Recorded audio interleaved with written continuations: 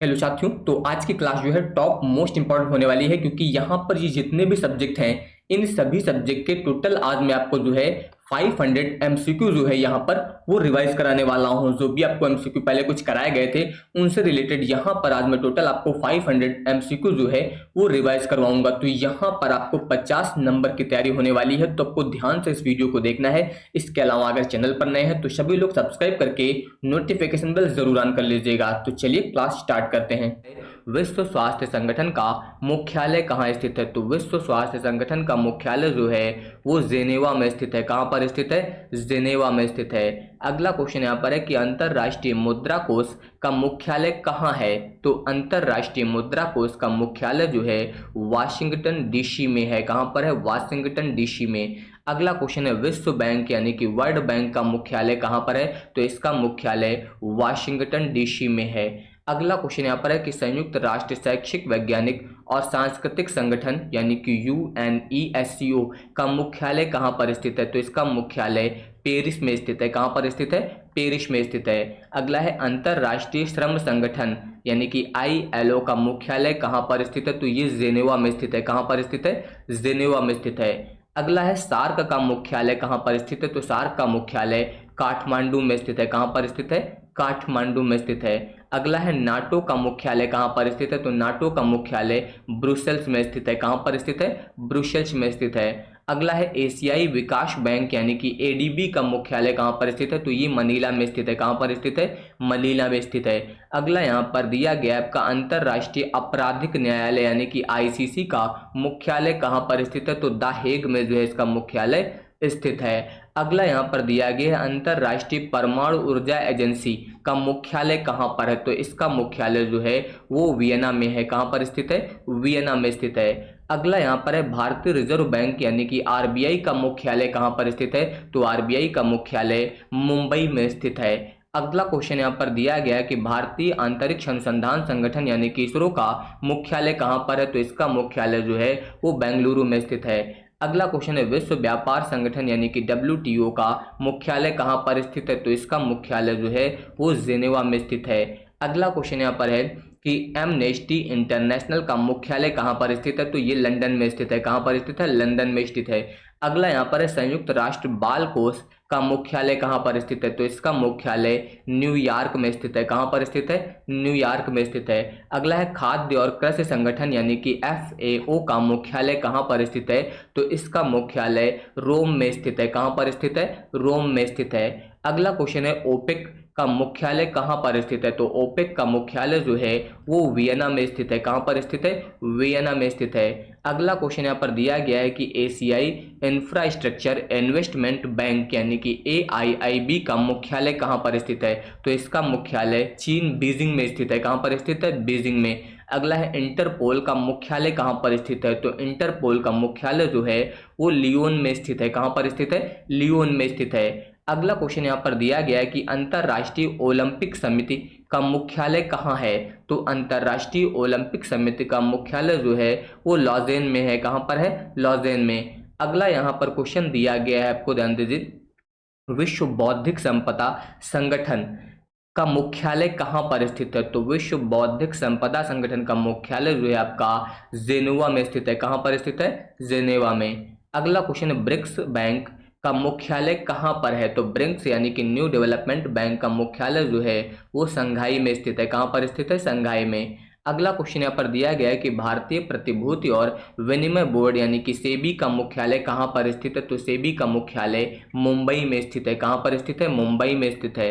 अगला है आसियान का मुख्यालय कहाँ पर स्थित है? तो आसियान का मुख्यालय जकार्ता में स्थित है। कहाँ पर स्थित है? जकार्ता में जो है आसियान का मुख्यालय स्थित है। तो ये आप लोग याद रखिएगा। अगला क्वेश्चन कह रहा है कि संयुक्त राष्ट्र का मुख्यालय कहाँ स्थित है? तो याद रखिएगा संयुक्त राष्ट्र का जो मुख्यालय है वो न्यूयॉर्क में स्थित है। कहाँ पर स्थित है? न्यूयॉर्क में स्थित है। ये आपको याद रखना है। इसके बाद आ जाइए, अगला क्वेश्चन कह रहा है कि काजीरंगा राष्ट्रीय उद्यान किस जानवर के लिए प्रसिद्ध है? तो काजीरंगा राष्ट्रीय उद्यान जो है वो एक सींग वाले गैंडे के लिए प्रसिद्ध है। किसके लिए प्रसिद्ध है? एक सींग वाला जो गैंडा है इसके लिए आपका काजीरंगा राष्ट्रीय उद्यान प्रसिद्ध है।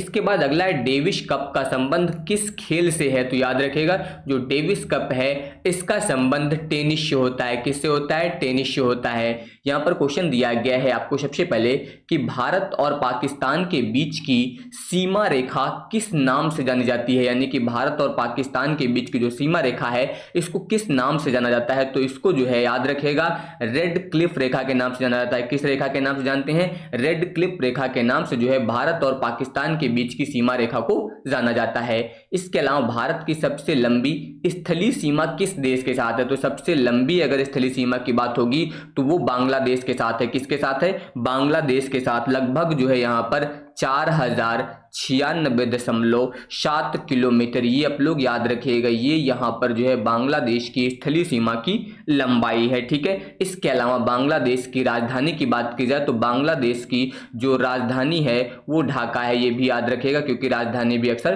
पूछी जाती है। तो इसकी राजधानी क्या है? याद रखिएगा ढाका बांग्लादेश की राजधानी हो जाएगी। इसके बाद आ जाइए, अगला कह रहा है कि डूरंड रेखा किन दो देशों के बीच की सीमा है? तो डूरंड रेखा जो है ये पाकिस्तान और अफगानिस्तान के बीच की सीमा है। किसके बीच की? पाकिस्तान और अफगानिस्तान के बीच की जो सीमा है इसे डूरंड रेखा बोला जाता है। इसके बाद आ जाइए अगला क्वेश्चन। अगला कह रहा है भारत का कौन सा राज्य बांग्लादेश के साथ अपनी सीमा साझा नहीं करता है? ध्यान दीजिए यहाँ पर किसकी बात हुई है? बांग्लादेश की। तो बांग्लादेश के साथ भारत के टोटल 5 राज्य जो है सीमा साझा करते हैं। कितने राज्य? 5 राज्य जो है आपके सीमा साझा करते हैं, जिसमें ध्यान दीजिए कह रहा है कि कौन जो है राज्य सीमा साझा नहीं करता है, यहाँ पर पूछ रहा है। तो याद रखिएगा इसमें से नागालैंड जो है ये सीमा साझा नहीं करता है। इसके अलावा मेघालय हो गया, त्रिपुरा हो गया, असम हो गया। इसके अलावा 2 देश और हैं जिसमें से एक आपका है मिजोरम। मिजोरम भी बांग्लादेश के साथ सीमा साझा करता है, और मिजोरम के अलावा एक आपका हो जाएगा पश्चिम बंगाल। ठीक है। तो ये यहाँ पर 5 राज्य जो हैं जिसमें से मेघालय, त्रिपुरा हो गया, आपका मिजोरम, असम हो गया। ठीक है। इसके अलावा मिजोरम और पश्चिम बंगाल ये 5 राज्य जो है यहाँ पर बांग्लादेश के साथ सीमा साझा करते हैं, लेकिन नागालैंड नहीं करता है। इसके बाद भारत और चीन के बीच की सीमा रेखा को क्या कहा जाता है? तो भारत और चीन के बीच की जो सीमा रेखा है इसको मैक-मोहन रेखा बोलते हैं। क्या बोलते हैं? मैक-मोहन रेखा बोला जाता है। इसके बाद आ जाइए, श्रीलंका को भारत से कौन सी जल संधि अलग करती है? ध्यान दीजिए क्या कह रहा है कि श्रीलंका को भारत से कौन सी जल संधि जो है अलग करती है? तो याद रखिएगा पाक जलड मरुमध्य, ये जो है श्रीलंका को भारत से अलग करती है। इसके बाद अगला क्वेश्चन है कि भारत के किस राज्य की सीमा म्यांमार के साथ लगती है? ध्यान दीजिए कह रहा है कि म्यांमार के साथ जो है किस देश की सीमा जो है यहाँ पर लगती है? तो यहाँ पर दिया गया है अरुणाचल प्रदेश, इस देश की सीमा म्यांमार के साथ लगती है। असम की सीमा जो है म्यांमार के साथ नहीं लगती है, लेकिन मिजोरम की सीमा भी यहाँ पर जो है म्यांमार के साथ लगती है। याद रखिएगा म्यांमार के साथ जो है टोटल 4 राज्य जो है वो यहाँ पर सीमा साझा करते हैं। एक आपका अरुणाचल प्रदेश है, एक आपका मिजोरम है। इसके अलावा अगर मैं बात करूं तो एक आपका नागालैंड है। कौन सा है? नागालैंड यहाँ पर इसके साथ सीमा साझा करता है, और मणिपुर। तो ये 4 राज्य जो हैं यहाँ पर म्यांमार के साथ सीमा साझा करते हैं। तो यहाँ पर अगर मैं इस विकल्प की बात करूँ तो अरुणाचल प्रदेश और मिजोरम यानी कि ए और सी यहाँ पर दोनों सही हो जाएगा। तो ये याद रखिएगा। ठीक है। म्यांमार के साथ 4 राज्य जो है भारत के सीमा साझा करते हैं। इसके अलावा भूटान की राजधानी क्या है? तो भूटान की राजधानी पूछा है, तो भूटान की राजधानी क्या है? थिम्पू। याद रखिएगा भूटान की राजधानी थिम्पू है। इसके अलावा जो भारत का कौन सा पड़ोसी देश land of the thunder dragon के नाम से जाना जाता है? तो याद रखिएगा भूटान। भूटान को जो है land of the thunder dragon के नाम से जाना जाता है। अगला क्वेश्चन यहाँ पर दिया गया है कि भारत और चीन के बीच सीमा विवाद का मुख्य कारण क्या है? मैक-मोहन रेखा बिल्कुल सही है। इसके अलावा आक्साई चीन ये भी है, डोकलाम पठार ये भी है। तो यहाँ पर ये सभी जो है यहाँ पर भारत और चीन के बीच सीमा विवाद का मुख्य कारण है। इसके अलावा देखिए नेपाल के साथ भारत के कितने राज्य जो है अपनी सीमा साझा करते हैं? ध्यान दीजिए किसकी बात हुई है? यहाँ पर नेपाल की बात हुई है। तो नेपाल के साथ याद रखिएगा भारत के टोटल 5 राज्य सीमा साझा करते हैं। कितने राज्य? 5 राज्य। अगर मैं नाम की बात करूं तो एक तो आपका हो जाएगा उत्तराखंड, उत्तराखंड यहाँ पर सीमा साझा करता है। इसके अलावा यूपी यानी कि उत्तर प्रदेश करता है। उत्तर प्रदेश के अलावा बिहार भी सीमा साझा करता है। बिहार के अलावा पश्चिम बंगाल सीमा साझा करता है, और इसके अलावा सिक्किम जो है ये यहाँ पर सीमा साझा करता है। तो टोटल यहाँ पर 5 राज्य हैं जो यहाँ पर नेपाल के साथ सीमा साझा करते हैं। इसके बाद आ जाइए, अगला कह रहा है कि चीन के साथ भारत की सीमा पर स्थित नाथुला दर्रा किस राज्य में स्थित है? तो नाथुला दर्रा जो है आपका सिक्किम में स्थित है। कहाँ पर स्थित है? सिक्किम में स्थित है। अगला क्वेश्चन यहाँ पर कह रहा है कि पाकिस्तान की राजधानी क्या है? तो आप सभी को रटा हुआ होना चाहिए, इस्लामाबाद। पाकिस्तान की राजधानी इस्लामाबाद है। अगला क्वेश्चन है, अंडमान सागर और बंगाल की खाड़ी के बीच कौन सा जल मार्ग स्थित है? तो इसके बीच जो है आपका कोको चैनल स्थित है। कौन सा जल मार्ग है? कोको चैनल जो है यहाँ पर स्थित है। अगला यहाँ पर है, मैक-मोहन रेखा का निर्धारण किस वर्ष हुआ था? तो इस रेखा का निर्धारण जो है 1914 में हुआ था। कब हुआ था? मैक-मोहन रेखा का निर्धारण 1914 में हुआ था। अगला क्वेश्चन यहाँ पर है कि भारत के किस राज्य की सीमा भूटान के साथ नहीं लगती है? तो यहाँ पर याद रखिएगा, पश्चिम बंगाल की सीमा लगती है, सिक्किम की सीमा यहाँ पर लगती है, अरुणाचल प्रदेश की लगती है, मेघालय की सीमा जो है ये भूटान के साथ नहीं लगती है। इसके अलावा अफगानिस्तान के साथ भारत की सीमा की लंबाई कितनी है? तो याद रखिएगा 106 किलोमीटर। ये जो है अफगानिस्तान जो है भारत के साथ सबसे छोटी सीमा बनाता है, ठीक है। इसकी लंबाई 106 किलोमीटर है। इसके बाद अगला क्वेश्चन है यहाँ पर, म्यांमार की राजधानी क्या है? तो म्यांमार की राजधानी नेपिडा है। याद रखिएगा क्या है? नेपिडा। ये म्यांमार की राजधानी हो जाएगी। अगला क्वेश्चन यहाँ पर है कि भारत और पाकिस्तान के बीच युद्ध विराम रेखा यानी कि लाइन ऑफ कंट्रोल का निर्धारण कब हुआ था? तो इसका निर्धारण जो है 1972 में हुआ था। कब हुआ था? 1972 में हुआ था। अगला यहाँ पर भारत के कितने पड़ोसी देश है? तो भारत की अगर मैं बात करूं तो यहाँ पर 7 तो जो है वो स्थलीय पड़ोसी देश हैं, 7 जो है स्थलीय हैं और 2 यहाँ पर जो है समुद्री। तो टोटल यहाँ पर भारत के जो है वो 9 पड़ोसी देश हो जाएंगे इस प्रकार से, ठीक है। अगर यहाँ पर स्थलीय या फिर समुद्री पूछ लेता भारत के कितने स्थलीय पड़ोसी देश है तो आपको केवल 7 बताना है। अगर समुद्री पूछ लेता तो आपको 2 बताना है, लेकिन कितने पड़ोसी देश है, स्थलीय और समुद्री की बात नहीं हुई है, तो टोटल यहाँ पर आप बताएंगे 7 और 2 मिला के 9, ठीक है। इसके बाद आ जाइए, सार्क में कौन सा देश सदस्य नहीं है? तो याद रखिएगा चीन जो है सार्क का सदस्य नहीं है। इसके अलावा सुंदरवन डेल्टा किन 2 देशों के बीच स्थित है? तो सुंदरवन डेल्टा जो है ये भारत और बांग्लादेश के बीच स्थित है। किसके बीच? भारत और बांग्लादेश के बीच जो है सुंदरवन डेल्टा स्थित है। अगला क्वेश्चन यहाँ पर कह रहा है कि पड़ोसी देश नेपाल की मुद्रा क्या है? तो नेपाल की मुद्रा जो है वो रुपया है। ये याद रखिएगा, नेपाल की मुद्रा क्या है? रुपया। इसके अलावा यहाँ पर है, पाकिस्तान की संसद का क्या नाम है? देखिए पाकिस्तान की संसद का नाम जो है मजलिस ए शुरा है। कहीं कहीं पर नेशनल असेंबली भी लिख के आ जाएगा, ये ऑप्शन में नहीं दिया जाएगा, तो ये भी सही हो सकता है, क्योंकि आपको पता होना चाहिए कि मजलिस ए शुरा जो है इसके 2 सदन है, इसमें से जो निचला सदन है उसको नेशनल असेंबली ही बोला जाता है, ठीक है। तो इसमें कंफ्यूज मत होना आप लोग। इसके बाद आ जाइए, भारत और बांग्लादेश के बीच चलने वाली एक्सप्रेस ट्रेन का नाम क्या है? तो भारत और बांग्लादेश के बीच चलने वाली एक्सप्रेस ट्रेन मैत्री एक्सप्रेस है। कौन सी है? मैत्री एक्सप्रेस है। इसके बाद अगला क्वेश्चन है कि जापान की राजधानी क्या है और उसकी मुद्रा क्या है? तो जापान की राजधानी जो है वो टोक्यो और मुद्रा येन है। ये याद रखिएगा, जापान की राजधानी टोक्यो और मुद्रा येन है। इसके बाद अगला क्वेश्चन है कि ऑस्ट्रेलिया की राजधानी क्या है? तो ऑस्ट्रेलिया की राजधानी कैनबरा है। याद रखिएगा, ऑस्ट्रेलिया की राजधानी कैनबरा हो जाएगी। अगला क्वेश्चन यहाँ पर है कि संयुक्त राज्य अमेरिका की मुद्रा क्या है? संयुक्त राज्य अमेरिका की मुद्रा डॉलर है। याद रखिएगा, डॉलर जो है ये संयुक्त राज्य अमेरिका की मुद्रा है। अगला है, रूस की राजधानी क्या है? तो रूस की राजधानी मॉस्को है। याद रखिएगा, रूस की राजधानी मॉस्को। इसके अलावा आ जाइए, अगला है, ब्राजील की मुद्रा क्या है? तो ब्राजील की मुद्रा जो है वो रियल है। याद रखिएगा, रियल यहाँ पर ब्राजील की मुद्रा हो जाएगी। अगला यहाँ पर चीन की राजधानी क्या है? तो चीन की राजधानी बीजिंग है। याद रखिएगा, चीन की राजधानी क्या है? बीजिंग। अगला क्वेश्चन है, ईरान की मुद्रा क्या है? देखिए ईरान की अगर मैं मुद्रा की बात करूं तो पहले तो ईरान की मुद्रा जो है वो रियाल थी। पहले की बात की जाए तो पहले यहाँ पर जो है ईरान की मुद्रा क्या थी? रियाल। लेकिन इसकी नई मुद्रा जो है वो चेंज हो गई है और नई मुद्रा का नाम याद रखिएगा तोमान है। क्या है? तोमान। ये यहाँ पर जो है इसकी नई मुद्रा है, तो ये आप लोग याद रखिएगा, ईरान की नई मुद्रा का नाम क्या है? तोमान नाम है, ठीक है। इसके अलावा पहले क्या थी? रियाल थी। इसके बाद देखिए अगला क्वेश्चन यहाँ पर है कि फ्रांस की राजधानी क्या है? तो फ्रांस की राजधानी पेरिस हो जाएगी। अगला क्वेश्चन यहाँ पर है, ध्यान दीजिए, पाकिस्तान की मुद्रा क्या है? तो पाकिस्तान की मुद्रा पाकिस्तानी रुपया है। याद रखिएगा, पाकिस्तान की मुद्रा जो है ये पाकिस्तानी रुपया है। इसके बाद अगला क्वेश्चन यहाँ पर है, जर्मनी की मुद्रा क्या है? तो जर्मनी की मुद्रा जो है वो यूरो है। याद रखिएगा, जर्मनी की मुद्रा यूरो हो जाएगी।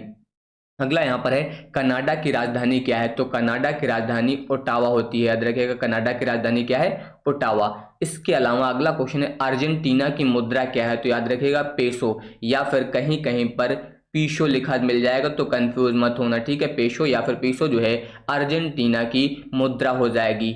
अगला क्वेश्चन यहाँ पर दिया गया है कि मिस्र की राजधानी क्या है, तो मिस्र की राजधानी काहिरा हो जाएगी, मिस्र की राजधानी काहिरा। अगला क्वेश्चन यहाँ पर हो जाएगा सऊदी अरब की मुद्रा क्या है, तो सऊदी अरब की मुद्रा रियाल है, याद रखिएगा रियाल जो है ये सऊदी अरब की मुद्रा हो जाएगी। अगला क्वेश्चन है स्विट्जरलैंड की राजधानी क्या है, तो स्विट्जरलैंड की राजधानी बर्न हो जाएगी, याद रखिएगा बर्न जो है स्विट्जरलैंड की राजधानी हो जाएगी। अगला यहाँ पर वियतनाम की मुद्रा क्या है, तो वियतनाम की मुद्रा जो है वो डोंग है, याद रखिएगा डोंग जो है वियतनाम की मुद्रा हो जाएगी। अगला है इटली की राजधानी क्या है, तो इटली की राजधानी रोम है, याद रखिएगा इटली की राजधानी रोम। इसके अलावा अगला क्वेश्चन है दक्षिण अफ्रीका की मुद्रा क्या है, तो दक्षिण अफ्रीका की मुद्रा जो है वो रैंड है, याद रखिएगा रैंड जो है दक्षिण अफ्रीका की मुद्रा हो जाएगी। अगला है इराक की राजधानी क्या है, तो इराक की राजधानी जो है वो बगदाद है, याद रखिएगा इराक की राजधानी बगदाद। इसके बाद अगला है डेनमार्क की मुद्रा क्या है, तो डेनमार्क की मुद्रा जो है वो क्रोन है, याद रखिएगा क्रोन जो है वो डेनमार्क की मुद्रा है। अगला क्वेश्चन यहाँ पर है संयुक्त अरब अमीरात की राजधानी क्या है, तो इसकी राजधानी जो है वो अबू धाबी है, क्या है अबू धाबी है। इसके अलावा अगला क्वेश्चन है सिंगापुर की मुद्रा क्या है, तो सिंगापुर की मुद्रा जो है वो डॉलर है, याद रखिएगा सिंगापुर की मुद्रा डॉलर हो जाएगी। इसके अलावा नॉर्वे की राजधानी क्या है, तो नॉर्वे की राजधानी जो है वो ओस्लो हो जाएगी, याद रखिएगा नॉर्वे की राजधानी ओस्लो हो जाएगी। इसके अलावा फिलीपींस की मुद्रा क्या है, तो फिलीपींस की मुद्रा पेसो, या फिर मैंने अभी बताया था इसे पीशो भी लिखते हैं, ठीक है। इसके बाद आ जाइए मलेशिया की राजधानी क्या है, तो मलेशिया की राजधानी जो है वो कुआलालंपुर है, याद रखिएगा कुआलालंपुर जो है ये मलेशिया की राजधानी है।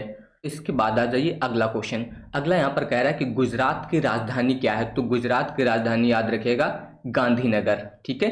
राज्य और इसके अलावा जो है केंद्र शासित प्रदेश से भी क्वेश्चन पूछे जाएंगे, ये याद रखिएगा आप लोग। तो केरल में स्थित शांत घाटी किस लिए प्रसिद्ध है, तो ये आपके घने वन, इसके अलावा जैव विविधता और पक्षी अभ्यारण्य इन सभी के लिए प्रसिद्ध है। तो यहाँ पर इसका विकल्प नंबर डी जो है आपका सही हो जाएगा। इसके बाद अगला क्वेश्चन कह रहा है कि असम का प्रसिद्ध काजीरंगा राष्ट्रीय उद्यान किस जानवर के लिए जाना जाता है, तो ये जो है एक सींग वाले गैंडा के लिए जाना जाता है। इसके बाद अगला क्वेश्चन है कि ओडिशा में स्थित कोणार्क का सूर्य मंदिर किस वंश के शासक ने बनवाया था, ये जो है याद रखिएगा गंग वंश के शासक ने, यानी कि गंगा वंश के शासक ने जो है यहाँ पर कोणार्क का सूर्य मंदिर बनवाया था। इसके बाद तमिलनाडु का सबसे प्रसिद्ध शास्त्रीय नृत्य कौन सा है, तो तमिलनाडु का प्रसिद्ध शास्त्रीय नृत्य जो है वो भरतनाट्यम है, ये जो है तमिलनाडु का सबसे प्रसिद्ध शास्त्रीय नृत्य है। अगला यहाँ पर है हिमाचल प्रदेश में स्थित रोहतांग दर्रा किन दो घाटियों को जोड़ता है, तो ये जो है कुल्लू और लाहौल स्पीति को जोड़ता है, किसको जोड़ता है, कुल्लू और लाहौल स्पीति को जो है यहाँ पर जोड़ता है। अगला क्वेश्चन है तेलंगाना की राजधानी क्या है, तो तेलंगाना की राजधानी हैदराबाद है। इसके बाद अगला क्वेश्चन है कि पश्चिम बंगाल में स्थित सुंदरवन किस जानवर के लिए प्रसिद्ध है, तो सुंदरवन जो है आपका रॉयल बंगाल टाइगर के लिए प्रसिद्ध है, किसके लिए, रॉयल बंगाल टाइगर के लिए प्रसिद्ध है।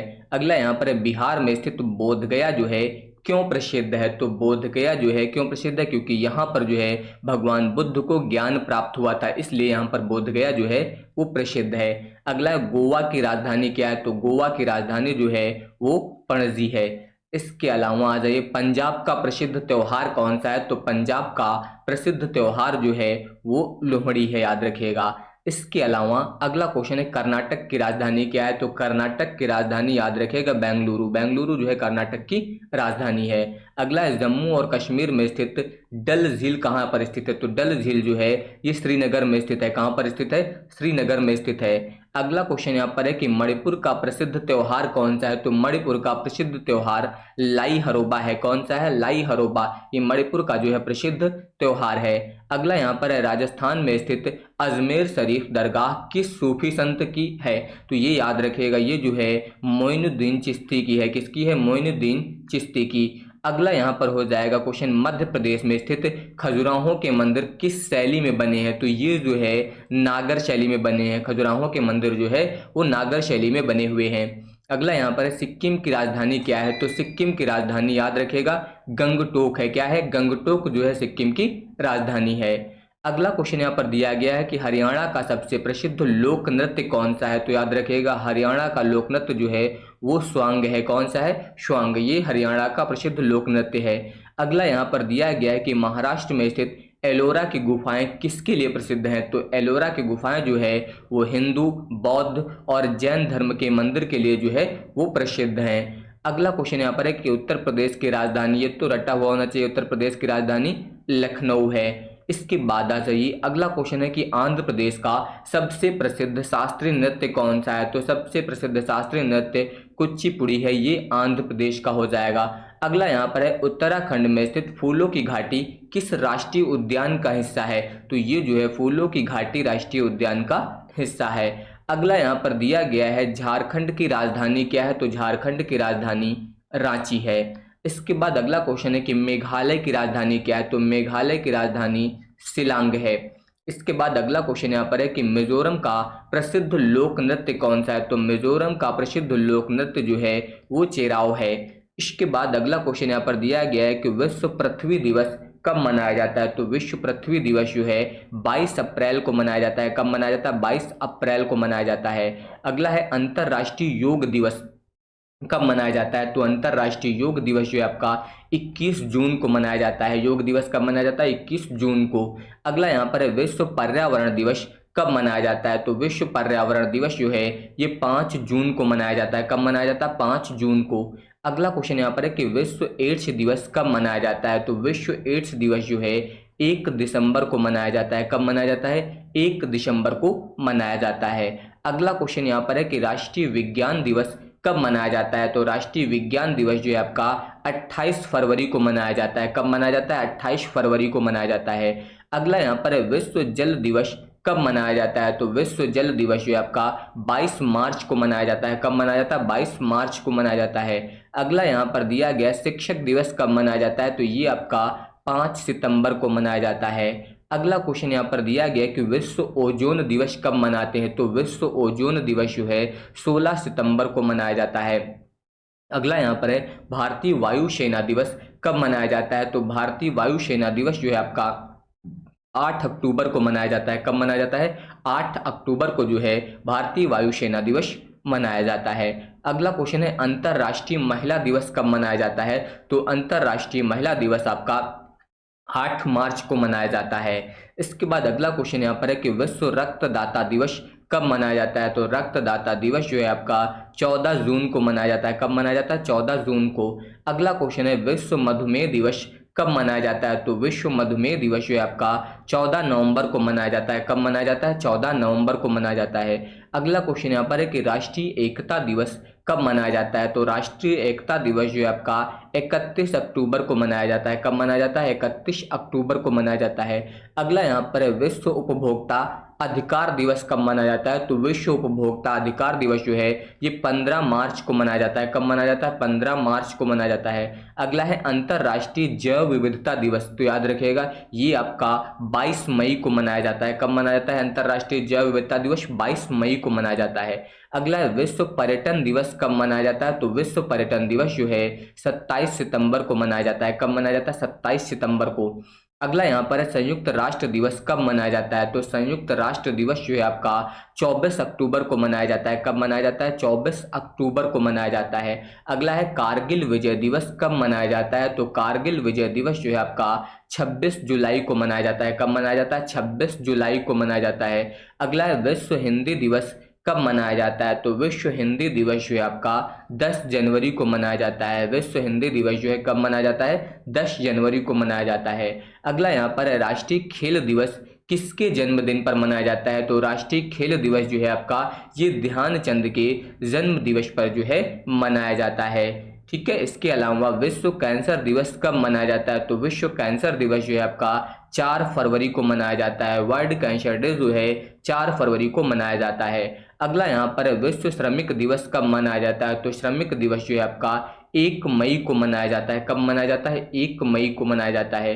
अगला है राष्ट्रीय मतदाता दिवस कब मनाया जाता है? तो राष्ट्रीय मतदाता दिवस जो है आपका 25 जनवरी को मनाया जाता है। कब मनाया जाता है? 25 जनवरी को मनाया जाता है। अगला यहाँ पर दिया गया है कि विश्व रेड क्रॉस दिवस कब मनाया जाता है? तो रेड क्रॉस दिवस जो है आपका 8 मई को मनाया जाता है। कब मनाया जाता है? 8 मई को मनाया जाता है। अगला है राष्ट्रीय बालिका दिवस कब मनाया जाता है? तो राष्ट्रीय बालिका दिवस जो है आपका 24 जनवरी को मनाया जाता है। कब मनाया जाता है? 24 जनवरी को। अगला यहाँ पर दिया गया है अष्टाध्यायी के लेखक कौन है? तो याद रखिएगा अष्टाध्यायी के लेखक जो है वो पाणिनि है। किसने लिखा है? पाणिनि ने जो है अष्टाध्यायी लिखा है। अगला यहाँ पर है राज तरंगिणी पुस्तक किसके द्वारा लिखी गई है? तो ये पुस्तक जो है कल्हड़ के द्वारा लिखी गई है। अगला यहाँ पर है इंडिका नामक पुस्तक के लेखक कौन है? तो इंडिका नामक पुस्तक के लेखक जो है मेगस्थनीज हैं। कौन है? मेगस्थनीज। अगला दिया गया मुद्रा राक्षस नामक पुस्तक किसने लिखी है? तो ये पुस्तक जो है विशाखा दत्त ने लिखी है, यानी कि विशाख दत्त ने लिखी है। अगला यहाँ पर है अर्थशास्त्र नामक ग्रंथ के लेखक कौन है? तो अर्थशास्त्र के लेखक जो है चाणक्य यानी कि कौटिल्य हैं। इसके अलावा अगला यहाँ पर है हर्षचरित और कादम्बरी के लेखक कौन है? तो इसके लेखक जो है बाण भट्ट हैं। याद रखिएगा हर्षचरित और कादम्बरी के लेखक बाण भट्ट हैं। अगला क्वेश्चन यहाँ पर है पंचतंत्र नामक कहानियों के संग्रह के लेखक कौन है? तो इसके लेखक जो है वो विष्णु शर्मा है। कौन है? विष्णु शर्मा है। अगला यहाँ पर है शाहनामा के लेखक कौन है? तो शाहनामा के लेखक जो है वो फिरदौसी हैं। याद रखिएगा किसने लिखा है? फिरदौसी ने जो है शाहनामा लिखा है। इसके अलावा अगला है आईने अकबरी और अकबरनामा के लेखक कौन है? तो आईने अकबरी और अकबरनामा के लेखक अबुल फजल हैं। याद रखिएगा कौन है? अबुल फजल। इसके अलावा यहाँ पर गीत गोविंद के लेखक कौन है? तो गीत गोविंद के लेखक जो है वो जयदेव हैं। किसने लिखा है? जयदेव ने लिखा है। अगला यहाँ पर दिया गया है कि मालगुडी डेज के लेखक कौन है? तो मालगुडी डेज के लेखक R.K. नारायण है। याद रखिएगा कौन है? R.K. नारायण। अगला यहाँ पर है द डिस्कवरी ऑफ इंडिया पुस्तक किसने लिखी है? तो ये पुस्तक जो है पंडित जवाहरलाल नेहरू ने लिखी है। अगला क्वेश्चन यहाँ पर दिया गया आपको विंग्स ऑफ द फायर किसकी आत्मकथा है? तो ये जो है डॉक्टर APJ अब्दुल कलाम की विंग्स ऑफ द फायर जो है आत्मकथा है। अगला यहाँ पर दिया गया है कामायनी के लेखक कौन है? तो कामायनी जो है जयशंकर प्रसाद ने लिखा है। इसके अलावा अगला है आनंद मठ उपन्यास के लेखक कौन है? तो आनंद मठ उपन्यास के लेखक जो है बंकिम चंद्र चट्टोपाध्याय हैं। इसके बाद अगला क्वेश्चन दिया गया है कि भरतनाट्यम किस राज्य का शास्त्रीय नृत्य है? तो भरतनाट्यम जो है आपका तमिलनाडु का यहाँ पर शास्त्रीय नृत्य है। अगला है मोहनजोदड़ो में स्थित विशाल स्नानागार का उपयोग किस लिए होता है? तो इसका उपयोग जो है धार्मिक स्नान के लिए प्रयोग होता है। अगला यहाँ पर है कुंभ मेला कहाँ नहीं लगता है? तो याद रखिएगा प्रयागराज में लगता है, हरिद्वार में भी लगता है, उज्जैन में लगता है, वाराणसी में जो है कुंभ मेला नहीं लगता है। अगला यहाँ पर है आपका अजंता एवं एलोरा की गुफाएं किस राज्य में स्थित है? तो ये जो है महाराष्ट्र में स्थित है। कहाँ पर स्थित है? महाराष्ट्र में स्थित है। अगला क्वेश्चन यहाँ पर है रंगोली किस राज्य की प्रमुख लोक कला है? तो ये जो है महाराष्ट्र राज्य की प्रमुख लोक कला है। अगला यहाँ पर है खजुराहो के मंदिर किस शैली के उदाहरण हैं? तो खजुराहो के मंदिर जो है ये नागर शैली के जो है उदाहरण है। अगला क्वेश्चन यहाँ पर दिया गया कि मोहिनी अट्टम किस राज्य का शास्त्रीय नृत्य है? तो मोहिनी अट्टम जो है आपका केरल का शास्त्रीय नृत्य है। अगला क्वेश्चन है गेटवे ऑफ इंडिया किस शहर में स्थित है? तो गेटवे ऑफ इंडिया मुंबई में स्थित है। अगला क्वेश्चन यहाँ पर स्थित है मीनाक्षी मंदिर कहाँ पर स्थित है? तो मीनाक्षी मंदिर जो है मदुरई में स्थित है। कहाँ पर स्थित है? मदुरई में। इसके अलावा बड़ा इमामबाड़ा कहाँ स्थित है? तो बड़ा इमामबाड़ा आपका लखनऊ में स्थित है। अगला है सूर्य मंदिर कहाँ स्थित है? तो सूर्य मंदिर जो है आपका कोणार्क में स्थित है। कहाँ पर स्थित है? कोणार्क में स्थित है। अगला क्वेश्चन यहाँ पर दिया गया है कि मटकी किस राज्य का लोक नृत्य है? तो मटकी जो है आपका मध्य प्रदेश का लोक नृत्य है। अगला क्वेश्चन यहाँ पर है कि तंजौर में स्थित बृहदेश्वर मंदिर किस शासक द्वारा बनवाया गया था? तो ये जो है राजराज प्रथम के द्वारा बनाया गया था। राजराजा प्रथम के द्वारा जो है ये बनाया गया था। अगला है हम्पी किस नदी के किनारे स्थित है? तो हम्पी आपका कर्नाटक में स्थित है। और किस नदी के किनारे? तो तुंगभद्रा नदी के किनारे जो है ये स्थित है। इसके अलावा अगला है प्रसिद्ध कामाख्या मंदिर किस राज्य में स्थित है? तो कामाख्या मंदिर आपका असम में स्थित है। कहाँ पर स्थित है? असम में स्थित है।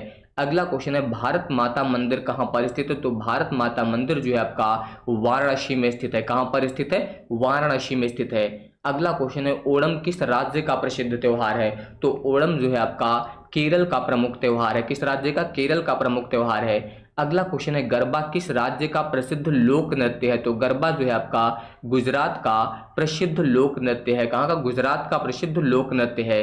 अगला क्वेश्चन यहाँ पर दिया गया है कि रविंद्रनाथ टैगोर को किस वर्ष नोबेल पुरस्कार मिला था? तो इनको जो है 1913 में नोबेल पुरस्कार जो है वो मिला था।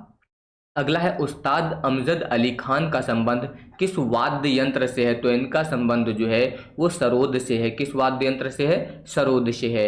अगला है शहीद मीनार कहाँ पर स्थित है? तो शहीद मीनार जो है ये कोलकाता में स्थित है। कहाँ पर स्थित है? कोलकाता में स्थित है। अगला क्वेश्चन है अढ़ाई दिन का झोपड़ा किसने बनवाया था? तो अढ़ाई दिन का झोपड़ा जो है ये कुतुबुद्दीन ऐबक ने बनवाया था। किसने बनवाया था? कुतुबुद्दीन ऐबक ने बनवाया था। अगला क्वेश्चन है पोंगल किस राज्य का प्रसिद्ध त्योहार है? तो पोंगल जो है आपका तमिलनाडु का प्रसिद्ध त्योहार है। अगला क्वेश्चन यहाँ पर है केरल का लोक नृत्य कथकली किस लिए प्रसिद्ध है? तो ये यहाँ पर जो है कहानी कहने के लिए आपका प्रसिद्ध है। अगला यहाँ पर है अमरावती स्तूप कहाँ पर स्थित है? तो ये जो है आपका आंध्र प्रदेश में स्थित है। कहाँ पर स्थित है? अमरावती, आंध्र प्रदेश। इसके बाद क्वेश्चन है कि विक्टोरिया जलप्रपात किस नदी पर स्थित है? तो ये आपका ज़ैम्बेज़ी नदी पर स्थित है। किस नदी पर है? ज़ैम्बेज़ी नदी पर है। इसके बाद अगला क्वेश्चन यहाँ पर है कि शंकराचार्य द्वारा स्थापित 4 मठ कहाँ पर स्थित है? तो शंकराचार्य के द्वारा याद रखिएगा, एक तो आपका जोशी मठ है, दूसरा द्वारका है, पुरी है और श्रृंगेरी है। तो ये आप लोग याद रखिएगा। इसके बाद अगला क्वेश्चन यहाँ पर है कि भारतीय राष्ट्रीय कैलेंडर यानी कि शक संवत का पहला महीना कौन सा होता है? याद रखिएगा, पहला महीना जो होता है वो चैत्र होता है। कौन सा होता है? चैत्र होता है। इसके बाद अगला यहाँ पर है गोल्डन गर्ल के नाम से किस भारतीय एथलीट को जाना जाता है? तो गोल्डन गर्ल के नाम से पीटी उषा को जाना जाता है। किसको जाना जाता है? पीटी उषा को जो है गोल्डन गर्ल के नाम से जाना जाता है। इसके बाद अगला क्वेश्चन है कि महात्मा गांधी ने हिंद स्वराज नामक पुस्तक किस वर्ष लिखी थी? तो महात्मा गांधी ने जो है हिंद स्वराज नामक पुस्तक जो है ये 1909 में लिखी थी। कब लिखी थी? 1909 में लिखी थी। इसके बाद अगला है कि भारत में सबसे पहले सूर्य किस राज्य में उगता है? तो भारत में सबसे पहले सूर्य जो है वो अरुणाचल प्रदेश में उगता है। कहाँ पर उगता है? अरुणाचल प्रदेश में उगता है। इसके बाद आ जाइए, यहाँ पर ध्यान दीजिए, कह रहा है कि अमजद अली खान का संबंध किस वाद्य यंत्र से है? तो इनका संबंध जो है वो सरोद से है। किस वाद्य यंत्र से है? सरोद से है। इसके बाद अगला क्वेश्चन है कि आगा खान कप का संबंध किस खेल से है? तो इस यहाँ पर कप का संबंध जो है वो हॉकी से है। किससे है? हॉकी से है। इसके बाद यहाँ पर ध्यान दीजिए, अब आप पढ़ने वाले हैं भारतीय इतिहास के क्वेश्चन। देखिए यहाँ पर कह रहा है कि हड़प्पा सभ्यता की खोज किस वर्ष हुई थी? तो हड़प्पा सभ्यता की खोज जो है वो 1921 में हुई थी। याद रखिएगा, कब हुई थी? 1921 में हुई थी। इसके बाद अगला क्वेश्चन है कि त्रिपिटक किस धर्म से संबंधित पवित्र ग्रंथ है? तो त्रिपिटक जो है आपका बौद्ध धर्म से संबंधित पवित्र ग्रंथ है। किससे संबंधित? बौद्ध धर्म से संबंधित पवित्र ग्रंथ है। इसके बाद अगला है कि अशोक के शिलालेखों की लिपि क्या है? तो याद रखिएगा, अशोक के शिलालेखों की लिपि जो है वो ब्राह्मी है। कौन सी है? ब्राह्मी है। इसके बाद ध्यान दीजिए, अगला क्वेश्चन यहाँ पर है कि इब्न बतूता किस देश से भारत आया था? तो इब्न बतूता जो है वो मोरक्को से भारत आया था। किस देश से आया था? मोरक्को से आया था। इसके बाद अगला क्वेश्चन यहाँ पर है कि पानीपत का प्रथम युद्ध कब लड़ा गया था? तो पानीपत का पहला युद्ध जो है वो 1526 में लड़ा गया था। कब लड़ा गया था? 1526 में लड़ा गया था। अगला यहाँ पर है कि अकबर का मकबरा कहाँ पर स्थित है? तो अकबर का जो मकबरा है वो सिकंदरा में स्थित है। कहाँ पर स्थित है? सिकंदरा में स्थित है। इसके बाद अगला क्वेश्चन यहाँ पर है कि स्वतंत्रता से पूर्व गोवा पर किस यूरोपीय शक्ति का शासन था? तो यहाँ पर जो है गोवा पर पुर्तगाली का शासक था। किसका था? पुर्तगालियों का जो है यहाँ पर शासन था। इसके बाद ब्रह्म समाज के संस्थापक कौन थे? तो याद रखिएगा, ब्रह्म समाज के संस्थापक जो है राजा राम मोहन राय थे। कौन थे? राजा राम मोहन राय जो है ब्रह्म समाज के संस्थापक थे। इसके अलावा गुरुमुखी लिपि किसकी शुरुआत जो है वो किसने की थी? गुरुमुखी लिपि की शुरुआत जो है वो गुरु अंगद ने की थी। किसने की थी? गुरु अंगद ने जो है गुरुमुखी लिपि की शुरुआत की थी। इसके बाद अगला यहाँ पर है कि महात्मा गांधी ने अपना पहला सार्वजनिक भाषण कहाँ दिया था? तो सबसे पहला सार्वजनिक भाषण जो है वो वाराणसी में दिया था। कहाँ पर दिया था? वाराणसी में दिया था। इसके बाद त्रिपिटक किस भाषा में लिखे गए थे? तो त्रिपिटक जो है आपके ये पाली भाषा में लिखे गए थे। किस भाषा में लिखे गए थे? पाली भाषा में लिखे गए थे। इसके बाद अगला है सिंधु घाटी सभ्यता का सबसे बड़ा स्थल कौन सा है? तो सिंधु घाटी सभ्यता का सबसे बड़ा स्थल अगर बात होगी तो मोहनजोदड़ो। तो इसे जो है मृतकों का टीला भी बोला जाता है, ये आप लोग याद रखिएगा। इसके बाद आ जाइए, महात्मा बुद्ध का जन्म कहाँ हुआ था? तो महात्मा बुद्ध का जन्म जो हुआ था वो कहाँ पर हुआ था? लुम्बिनी में हुआ था। कहाँ पर हुआ था? लुम्बिनी में हुआ था। ज्ञान कहाँ पर प्राप्त हुआ था इनको? तो ज्ञान जो है इनको बोध गया में प्राप्त हुआ था। और परिनिर्वाण कहाँ पर हुआ था? तो वो कुशीनगर में हुआ था, ये आप लोग याद रखिएगा। इसके बाद हर्षवर्धन की राजधानी क्या थी? तो हर्षवर्धन की राजधानी जो है वो कन्नौज थी। क्या थी? कन्नौज थी। इसके बाद अगला यहाँ पर है कि तराइन का प्रथम युद्ध किस किस के बीच लड़ा गया था? तो तराइन का प्रथम युद्ध जो है वो पृथ्वीराज चौहान और मोहम्मद गौरी के बीच लड़ा गया था। किसके बीच? यहाँ पर पृथ्वीराज चौहान और मोहम्मद गौरी के बीच जो है वो लड़ा गया था। इसके बाद अगला है कुतुब मीनार का निर्माण किसने पूरा करवाया था? तो कुतुब मीनार का निर्माण जो है वो इल्तुतमिश ने पूरा करवाया था। किसने पूरा कराया था? इल्तुतमिश ने पूरा कराया था। इसके बाद दीने इलाही धर्म की स्थापना किसने की थी? तो दीने इलाही धर्म की स्थापना जो है वो अकबर ने की थी। किसने की थी? अकबर ने की थी। अगला यहाँ पर दिया गया है शिवाजी के प्रशासन में पेशवा किसे कहा जाता था? तो पेशवा जो है वो प्रधानमंत्री को बोलते हैं। किसे बोलते हैं? प्रधानमंत्री को जो है पेशवा बोला जाता है। इसके बाद अगला यहाँ पर है कि बंगाल के द्वैध शासन की स्थापना किसने की थी? तो बंगाल में द्वैध शासन की स्थापना जो है वो लॉर्ड क्लाइव ने की थी। किसने की थी? लॉर्ड क्लाइव ने की थी, ये आप लोग याद रखिएगा। इसके बाद अमृतसर शहर की स्थापना किसने की थी? तो इस शहर की स्थापना जो है वो गुरु रामदास जी ने की थी। किसने की थी? गुरु रामदास ने की थी। इसके बाद अगला क्वेश्चन है कि सती प्रथा का अंत किस गवर्नर जनरल के कार्यकाल में हुआ था? तो याद रखिएगा लॉर्ड विलियम बेटिंक।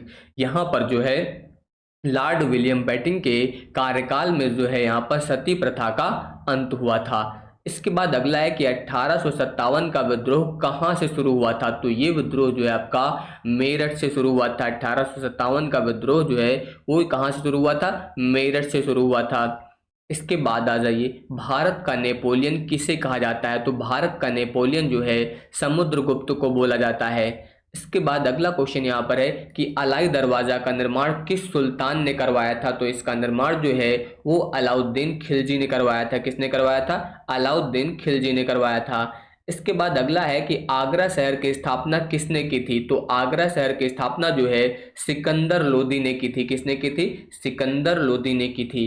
अगला क्वेश्चन यहाँ पर है कि हड़प्पा किस नदी के तट पर स्थित है? तो हड़प्पा आपका जो है वो रावी नदी के तट पर स्थित है। किस नदी के तट पर? रावी नदी के तट पर जो है स्थित है आपका हड़प्पा, ये आप लोग याद रखिएगा। और ये रावी नदी जो है सिंधु नदी की सहायक नदी है, ये आप लोग याद रखिएगा। अगला यहाँ पर है जैन धर्म के 24वें तीर्थकर कौन थे? तो 24वें तीर्थकर जो है वो महावीर स्वामी थे। पहले की बात होगी तो ऋषभदेव थे, 23वें की बात होगी तो पार्श्वनाथ थे, ये आप लोग याद रखिएगा। ये कौन से नंबर के थे? ये 23वें नंबर के थे। और ये जो है आपके प्रथम थे यहाँ पर ऋषभदेव, ठीक है। इसके बाद आ जाइए, अगला यहाँ पर है कि मेगस्थनीज किसके शासनकाल में भारत आया था? तो मेगस्थनीज जो है ये चंद्रगुप्त मौर्य के शासनकाल में भारत आया था। किसके शासनकाल में आया था? यहाँ पर जो है चंद्रगुप्त मौर्य के शासनकाल में। इसके बाद अगला है कालिदास किसके दरबार में थे? तो कालिदास जो है ये चंद्रगुप्त द्वितीय के दरबार में थे, ये आप लोग याद रखिएगा। अगला यहाँ पर है कि हर्षचरित के लेखक कौन है? तो हर्षचरित के लेखक जो है वो बाणभट्ट हैं। कौन है? बाणभट्ट हैं। इसके बाद अगला यहाँ पर है कि रजिया सुल्तान किस वंश से संबंधित थी? तो रजिया सुल्तान जो है ये गुलाम वंश से संबंधित है। किससे संबंधित थी? गुलाम वंश से संबंधित थी। इसके बाद अगला यहाँ पर है कि लाख बख्श की उपाधि किस सुल्तान को दी गई थी? तो लाख बख्श किस यहाँ पर जो उपाधि थी वो कुतुबुद्दीन ऐबक को दी गई थी। किसको दी गई थी? कुतुबुद्दीन ऐबक को दी गई थी। अगला यहाँ पर दिया गया है कि विजयनगर साम्राज्य की स्थापना किसने की थी? तो इस साम्राज्य की स्थापना जो है हरिहर और बुक्का ने की थी। किसने की थी? हरिहर और बुक्का ने की थी। इसके बाद शिवाजी के गुरु कौन थे? तो शिवाजी के गुरु जो है वो रामदास थे। कौन थे? रामदास थे। इसके बाद अगला यहाँ पर है कि सती प्रथा को समाप्त करने वाला पहला ब्रिटिश गवर्नर जनरल कौन था? ये क्वेश्चन दोबारा से रिपीट हुआ है, लॉर्ड विलियम बेटिंक थे। कौन थे? Lord William Bentinck. इसके बाद देखिए अकबरनामा किसने लिखा था? तो अकबरनामा की बात की जाए तो किसने लिखा है? अबुल फजल ने लिखा है। अकबरनामा जो है अबुल फजल ने लिखा है। अगला यहाँ पर है कि 1857 के विद्रोह के समय भारत का गवर्नर जनरल कौन था? तो उस समय भारत का गवर्नर जनरल लॉर्ड कैनिंग था। कौन था? लॉर्ड कैनिंग था। इसके बाद अगला यहाँ पर तत्वबोधिनी सभा की स्थापना किसने की थी? तो तत्वबोधिनी सभा की स्थापना जो है वो देवेंद्र नाथ टैगोर ने की थी। किसने की थी? देवेंद्र नाथ टैगोर ने। इसके बाद अगला क्वेश्चन है सिखों के 10वें गुरु कौन थे? मैंने आपको बताया था ये क्वेश्चन आ सकता है, तो गुरु गोविंद सिंह थे। कौन थे? गुरु गोविंद सिंह जो है वो सिखों के 10वें गुरु थे। इसके बाद अगला यहाँ पर है अमृतसर की संधि किस वर्ष हुई थी? तो अमृतसर की जो संधि है वो 1809 में हुई थी। कब हुई थी? 1809 में हुई थी। अगला यहाँ पर दिया गया कि भारत का ग्रैंड ओल्ड मैन किसे कहा जाता है? तो ग्रैंड ओल्ड मैन जो है वो दादा भाई नौरोजी को बोलते हैं। किसको बोलते हैं? दादा भाई नौरोजी को बोला जाता है।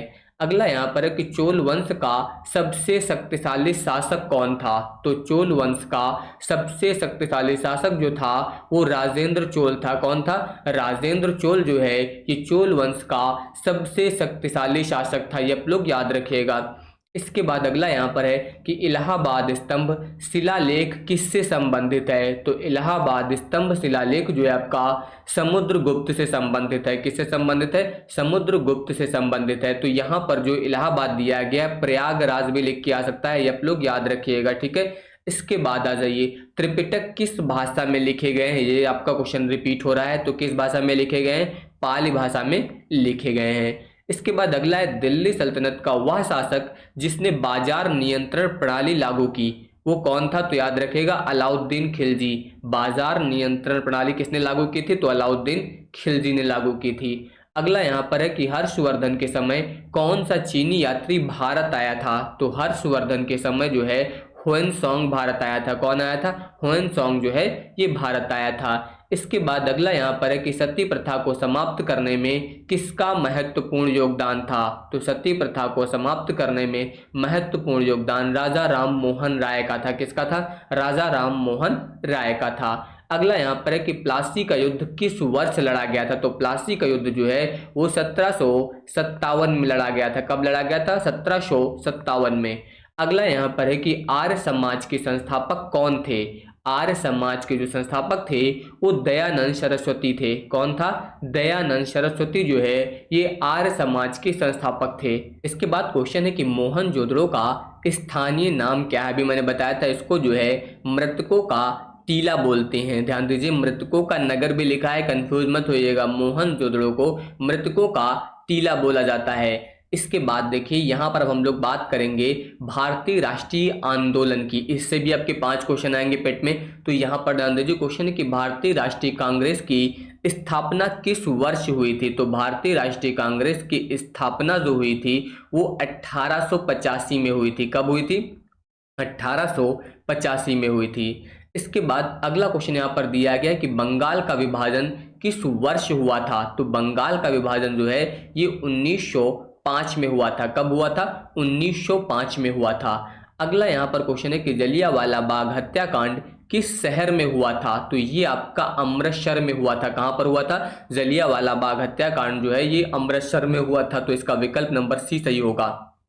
अगला यहाँ पर है कि सविनय अवज्ञा आंदोलन की शुरुआत किसके द्वारा की गई थी? तो इस आंदोलन की शुरुआत जो है वो महात्मा गांधी जी द्वारा की गई थी। किसके द्वारा की गई थी? महात्मा गांधी जी के द्वारा जो है सविनय अवज्ञा आंदोलन की शुरुआत की गई थी। गांधी इरविन समझौता कब हुआ था? तो ये समझौता जो है 1931 में हुआ था। गांधी इरविन समझौता जो था 1931 में हुआ था। अगला क्वेश्चन यहाँ पर है करो या मरो का नारा किसने दिया था? तो ये नारा जो है महात्मा गांधी जी ने दिया था। किसने दिया था? महात्मा गांधी जी ने दिया था। अगला यहाँ पर है कि आज़ाद हिंद फौज की स्थापना किसने की थी? तो यहाँ पर आज़ाद हिंद फौज की स्थापना जो है वो रास बिहारी बोस ने की थी। किसने की थी? रास बिहारी बोस ने की थी। अगला क्वेश्चन यहाँ पर है कि भारत छोड़ो आंदोलन किस वर्ष शुरू हुआ था? तो भारत छोड़ो आंदोलन जो है आपका 1942 में शुरू हुआ था। कब शुरू हुआ था? 1942 में शुरू हुआ था। अगला यहाँ पर है कि लाल बाल और पाल की तिकड़ी में कौन शामिल नहीं था? तो लाल बाल और पाल में लाला लाजपत राय थे आपके, ठीक है। इसके अलावा बाल गंगाधर तिलक भी थे और इसके अलावा विपिन चंद्र पाल ये भी थे, ठीक है। गोपाल कृष्ण गोखले ये शामिल नहीं थे, इसीलिए यहाँ पर जो है लाल बाल और पाल यूज किया गया है, ठीक है। तो ये याद रखिएगा। तो यहाँ पर गोपाल कृष्ण गोखले इसमें शामिल नहीं थे। अगला यहाँ पर क्वेश्चन है कि पूर्ण स्वराज का प्रस्ताव कांग्रेस के किस अधिवेशन में पारित किया गया था? तो पूर्ण स्वराज का जो प्रस्ताव था ये 1929 लाहौर अधिवेशन में जो है वो पारित हुआ था। इसके बाद अगला यहाँ पर है कि गदर पार्टी की स्थापना किसने की थी? तो गदर पार्टी की स्थापना जो है वो लाला हरदयाल ने की थी। किसने की थी? लाला हरदयाल ने की थी। इसके बाद अगला क्वेश्चन है कि साइमन कमीशन भारत कब आया? तो साइमन कमीशन जो है 1928 में भारत आया। कब आया? 1928 में जो है भारत आया।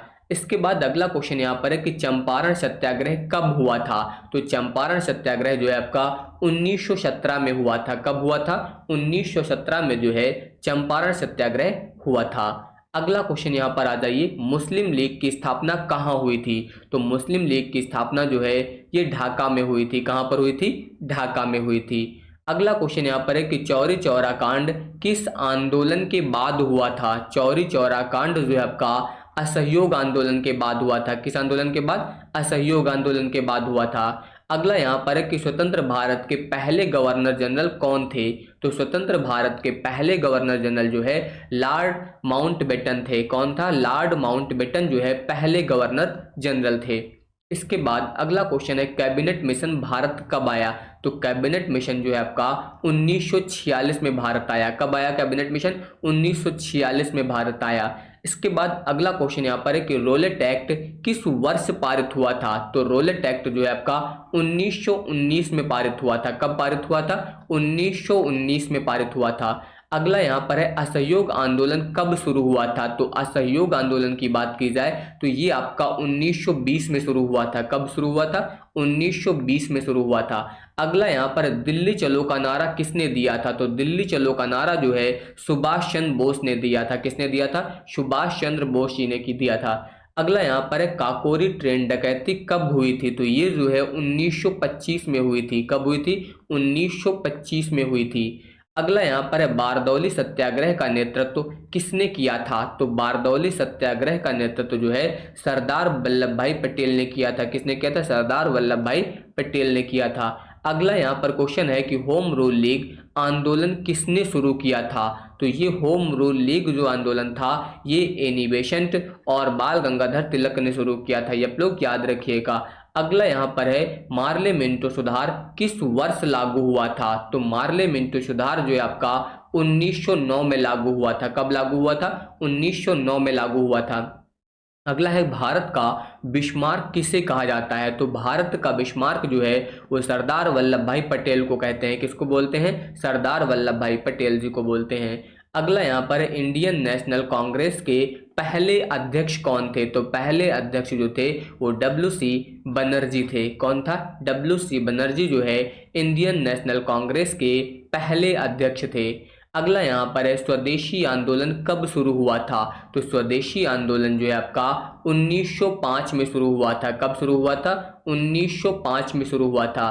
अगला यहाँ पर है कांग्रेस का विभाजन गर्म दल और नरम दल में किस अधिवेशन में हुआ था? तो ये आपका सूरत अधिवेशन 1907 में हुआ था। कब हुआ था? सूरत अधिवेशन 1907 में हुआ था। अगला यहाँ पर है होम रूल लीग आंदोलन का नेतृत्व किसने किया था? तो ये जो है एनी बेसेंट और बाल गंगाधर तिलक ने किया था। इसके बाद अगला यहाँ पर है कि जलियांवाला बाग हत्याकांड के विरोध में किसने अपनी सर की उपाधि जो है लौटा दी थी? तो ये जो है रविंद्रनाथ टैगोर ने लौटाया था। किसने लौटाया था? रविंद्रनाथ टैगोर ने जो है अपनी सर की उपाधि जो है वो लौटा दी थी। इसके बाद अगला यहाँ पर एक खिलाफत आंदोलन का नेतृत्व किसने किया था? तो खिलाफत आंदोलन का जो नेतृत्व था वो अली बंधु ने किया था। किसने किया था? अली बंधु ने किया था। अगला यहाँ पर है असहयोग आंदोलन कब समाप्त हुआ? तो असहयोग आंदोलन जो था ये आपका 1922 में समाप्त हुआ था। कब हुआ था? 1922 में समाप्त हुआ था। अगला यहाँ पर है कि साइमन कमीशन का बहिष्कार क्यों किया गया। यहाँ पर ध्यान दीजिए, जो साइमन कमीशन था इसका बहिष्कार जो है क्यों किया गया था, तो ये याद रखिएगा कि इसमें जो है एक भी भारतीय सदस्य नहीं था, इसलिए यहाँ पर जो है इसका बहिष्कार किया गया था। इसके अलावा दांडी मार्च की शुरुआत महात्मा गांधी ने कहाँ से की थी, तो ये शुरुआत जो है साबरमती आश्रम से हुई थी। कहाँ से हुई थी? साबरमती आश्रम से हुई थी। इसके बाद अगला है द्वितीय गोलमेज सम्मेलन में कांग्रेस का प्रतिनिधित्व किसने किया था, तो ये महात्मा गांधी जी ने किया था। किसने किया था? महात्मा गांधी जी ने द्वितीय गोलमेज सम्मेलन में जो है कांग्रेस का प्रतिनिधित्व किया था। कभी कभी क्वेश्चन आता है कि तीनों गोलमेज सम्मेलन में किसने भाग लिया था, तो तीनों की बात होगी तो डॉक्टर भीमराव अंबेडकर जी ने भाग लिया था। अगला यहाँ पर क्वेश्चन है कि पाकिस्तान शब्द का पहली बार प्रयोग किसने किया था, तो ये जो है चौधरी रहमत अली ने किया था। किसने किया था? चौधरी रहमत अली ने जो है पहली बार यहाँ पर पाकिस्तान शब्द का प्रयोग किया था। अगला है सुभाष चंद्र बोस ने फॉरवर्ड ब्लॉक की स्थापना किस वर्ष की थी, तो सुभाष चंद्र बोस ने जो है फॉरवर्ड ब्लॉक की स्थापना 1939 में की थी। कब की थी? 1939 में की थी। अगला यहाँ पर है कैबिनेट मिशन भारत में किस उद्देश्य से आया, तो कैबिनेट मिशन जो है आपका ये संविधान सभा का गठन करने के उद्देश्य से आया था। ये आप लोग याद रखिएगा, संविधान सभा का गठन करने के उद्देश्य से कैबिनेट मिशन आया था भारत। अगला यहाँ पर है भारत का पहला वायसराय कौन था, तो याद रखिएगा लॉर्ड कैनिंग। लॉर्ड कैनिंग जो है भारत का पहला वायसराय था। अगला यहाँ पर दिया गया है कि गदर पार्टी की स्थापना कहाँ हुई थी, तो गदर पार्टी की स्थापना जो है वो संयुक्त राज्य अमेरिका में हुई थी। कहाँ पर हुई थी? यूएसए में हुई थी। इसके बाद अगला क्वेश्चन यहाँ पर है कि भगत सिंह, राजगुरु और सुखदेव को फांसी कब दी गई थी, तो याद रखिएगा 23 मार्च 1931 को दी गई थी। भगत सिंह, राजगुरु और सुखदेव को फांसी जो है 23 मार्च 1931 को दी गई थी। अगला क्वेश्चन यहाँ पर है कि करो या मरो का नारा किस आंदोलन से संबंधित है, तो करो या मरो का नारा जो है ये भारत छोड़ो आंदोलन से संबंधित है। किससे संबंधित है? भारत छोड़ो आंदोलन से संबंधित है। अगला यहाँ पर है कि आजाद हिंद फौज की स्थापना का विचार सबसे पहले किसके मन में आया था, तो सबसे पहले मोहन सिंह के मन में आया था। आजाद हिंद फौज की स्थापना का विचार सबसे पहले मोहन सिंह के मन में आया था। अगला यहाँ पर है कि लखनऊ पैक्ट जो है वो किस वर्ष हुआ था, तो लखनऊ पैक्ट जो है आपका 1916 में हुआ था। कब हुआ था? 1916 में हुआ था। अगला यहाँ पर क्वेश्चन है कि चौरी चौरा कांड किस राज्य में हुआ था, तो ये आपका जो है उत्तर प्रदेश में हुआ था। चौरी चौरा कांड जो है कहाँ पर हुआ था? उत्तर प्रदेश में हुआ था। अगला यहाँ पर क्वेश्चन है कि सारे जहां से अच्छा हिंदोसिता हमारा गीत किसने लिखा था, तो ये जो है इकबाल ने लिखा था। किसने लिखा था? इकबाल ने लिखा था। इसके बाद अगला यहाँ पर है महात्मा गांधी ने चंपारण सत्याग्रह किसके लिए किया था, तो ये जो था ये किसानों के लिए था। किसके लिए था? किसानों के लिए था। इसके बाद अगला क्वेश्चन यहाँ पर है कि भारत में राष्ट्रवाद का जनक किसे माना जाता है, तो राष्ट्रवाद के जनक के रूप में राजा राम मोहन राय को जाना जाता है। किसको जाना जाता है? राजा राम मोहन राय जी को। इसके बाद अगला है क्रिप्स मिशन भारत कब आया था, तो क्रिप्स मिशन जो है ये 1942 में भारत आया था। कब आया था? 1942 में भारत आया था। इसके बाद अगला है कि आगरा में सिकंदर लोदी द्वारा बनाए गए किले में जामा मस्जिद किसने बनवाई थी, तो ये जो है शाहजहां ने बनवाई थी। किसने बनवाई थी? शाहजहां ने बनवाई थी। अगला यहाँ पर है, ध्यान दीजिए, अब हम लोग बात करने वाले हैं भूगोल की। तो इसमें क्वेश्चन यहाँ पर है कि सौर मंडल का सबसे बड़ा ग्रह कौन सा है, तो सबसे बड़ा ग्रह जो है आपका बृहस्पति है। याद रखिएगा, सबसे बड़ा ग्रह जो है वो बृहस्पति है। इसके बाद आ जाइए ग्रीनविच मीन टाइम यानी कि जीएमटी किस देश से होकर गुजरती है, तो जीएमटी यानी कि ग्रीनविच मीन टाइम्स जो है आपकी यूनाइटेड किंगडम से होकर गुजरती है। कहाँ से होकर गुजरती है? यूनाइटेड किंगडम से होकर गुजरती है।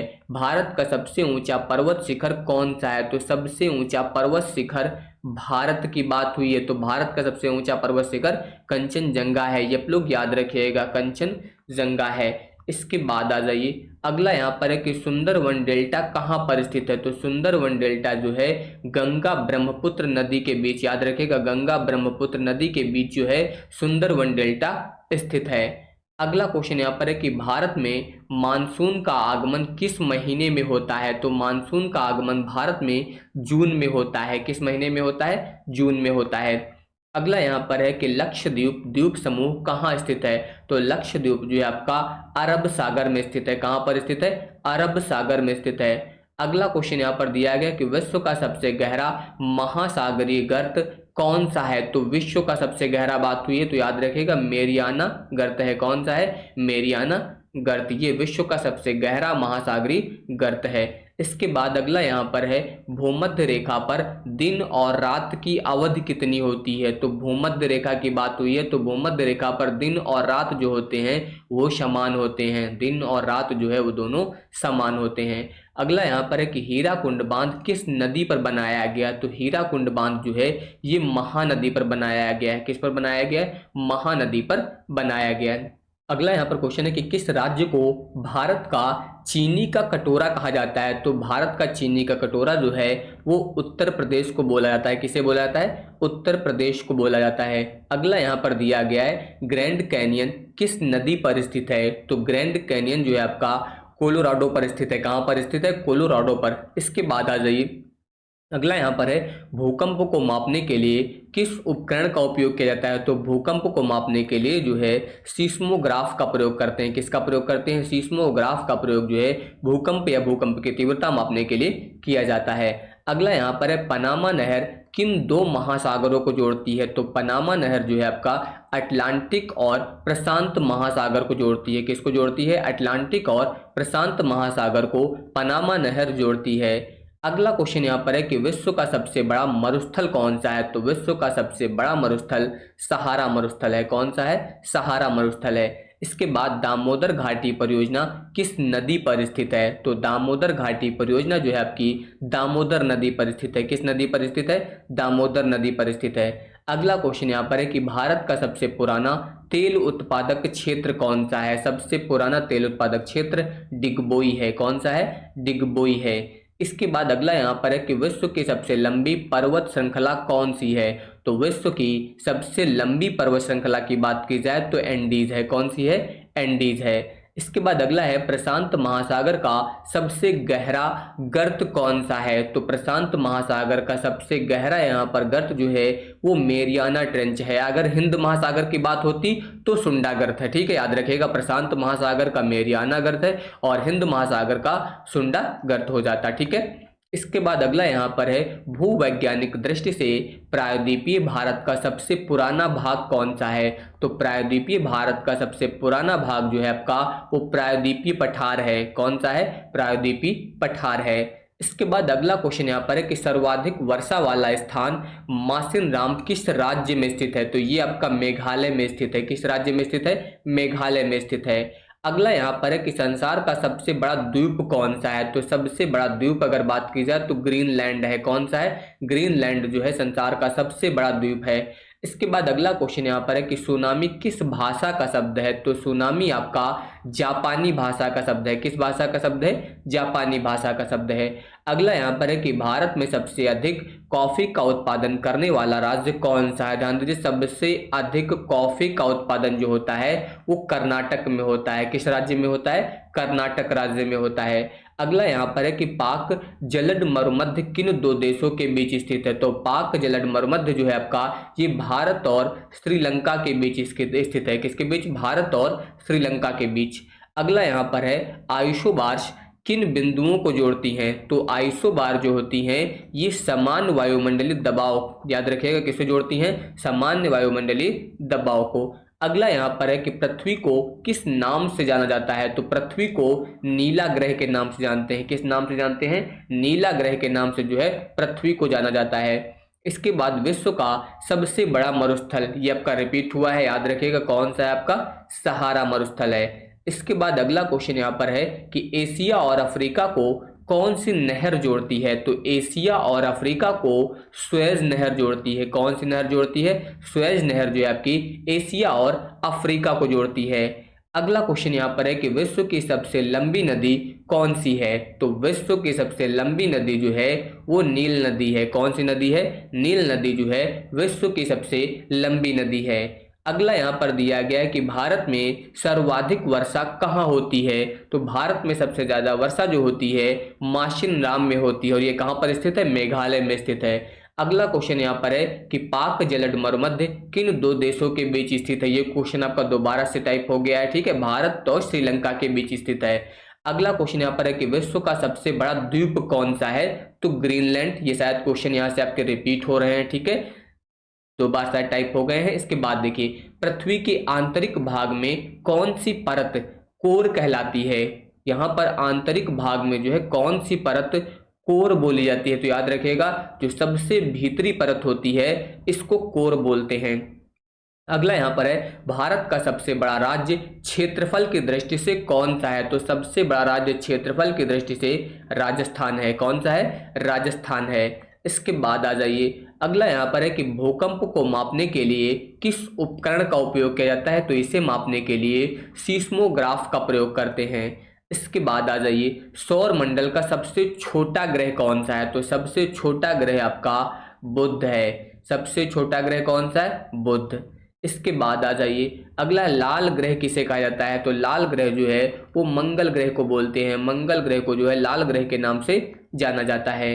अगला यहाँ पर है कि भारतीय मानक समय IST ग्रीनविच मीन टाइम से कितना आगे है, तो याद रखिएगा 5.5 घंटे, यानी कि 5 घंटे 30 मिनट आगे है।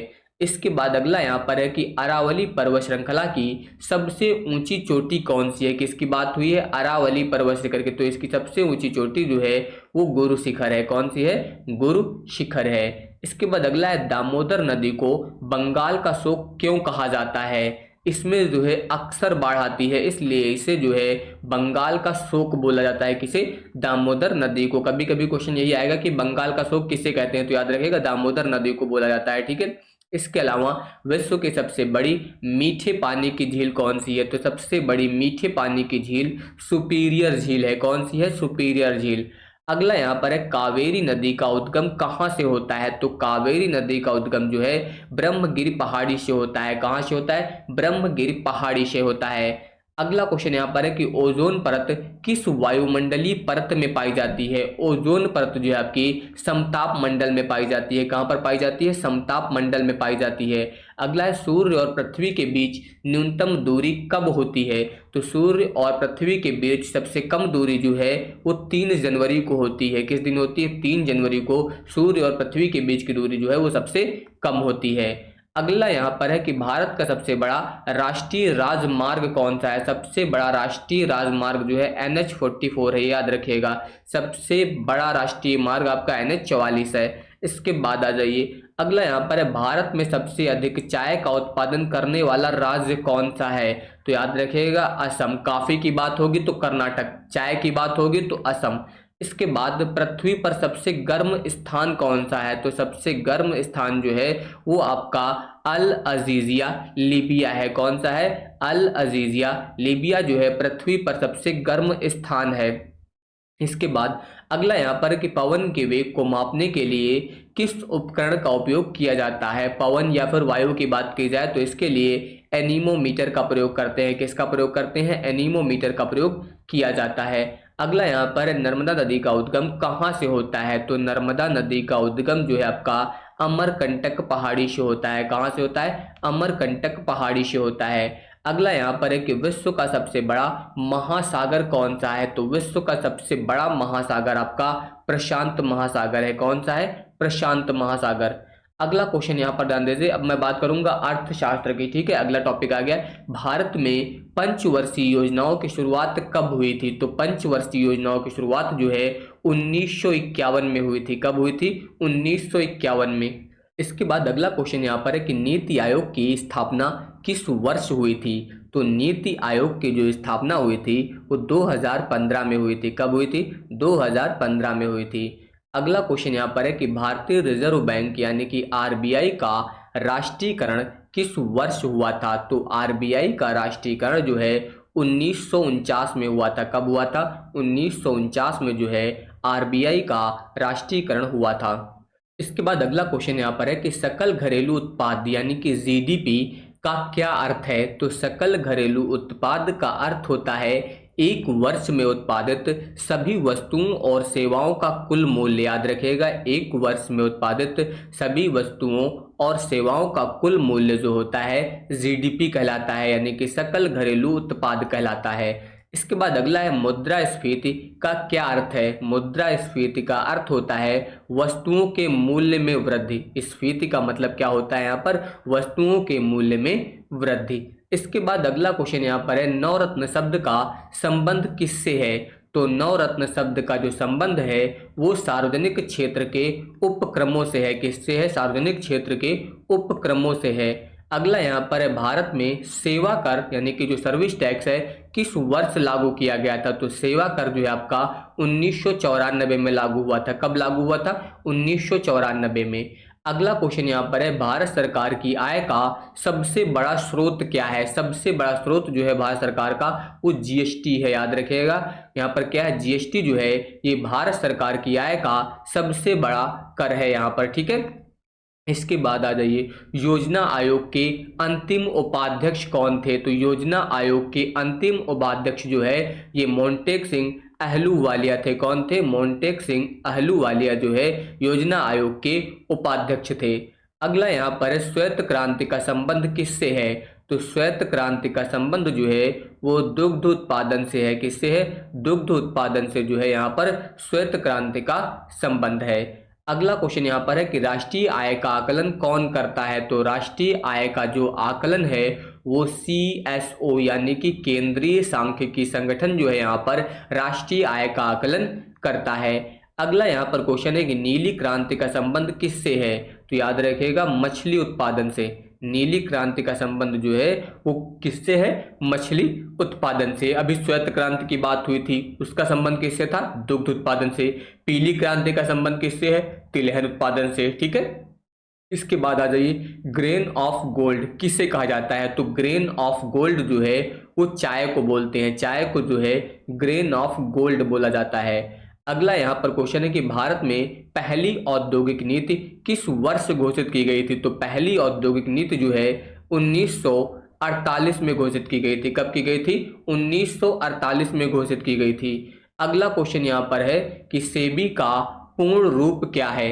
तो सेबी के पूर्ण रूप की बात की जाए तो भारतीय प्रतिभूति और विनिमय बोर्ड है। क्या है, भारतीय प्रतिभूति और विनिमय बोर्ड जो है ये सेबी का पूर्ण रूप है। इसके बाद ध्यान दीजिए अगला यहाँ पर है कि भारत में गरीबी हटाओ का नारा किस पंचवर्षीय योजना में दिया गया था। तो गरीबी हटाओ का नारा जो है ये 5वीं पंचवर्षीय योजना में दिया गया था। किसमें दिया गया था, 5वीं पंचवर्षीय योजना में। इसके बाद देखिए यहाँ पर क्वेश्चन है कि कृषि से संबंधित कौन सा निकाय है। तो कृषि से संबंधित निकाय की बात की जाए तो वो है आपका नाबार्ड। नाबार्ड जो है आपका कृषि से संबंधित है।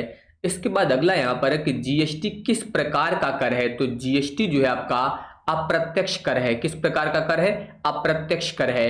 इसके बाद अगला क्वेश्चन यहाँ पर है बैंक दर का क्या अर्थ है। तो बैंक दर के अर्थ की बात की जाए तो वह दर जिस पर आरबीआई जो है बैंकों को ऋण देता है उसे जो है बैंक दर बोला जाता है। ये याद रखिएगा, वह दर जिस पर आरबीआई जो है बैंकों को ऋण देता है उससे जो है बैंक दर बोला जाता है। देखिए अगला क्वेश्चन यहाँ पर है कि भारत में पहली बार बैंकों का राष्ट्रीयकरण कब हुआ था। तो पहली बार राष्ट्रीयकरण जो हुआ था बैंकों का 1969 में हुआ था। कब हुआ था, 1969 में हुआ था।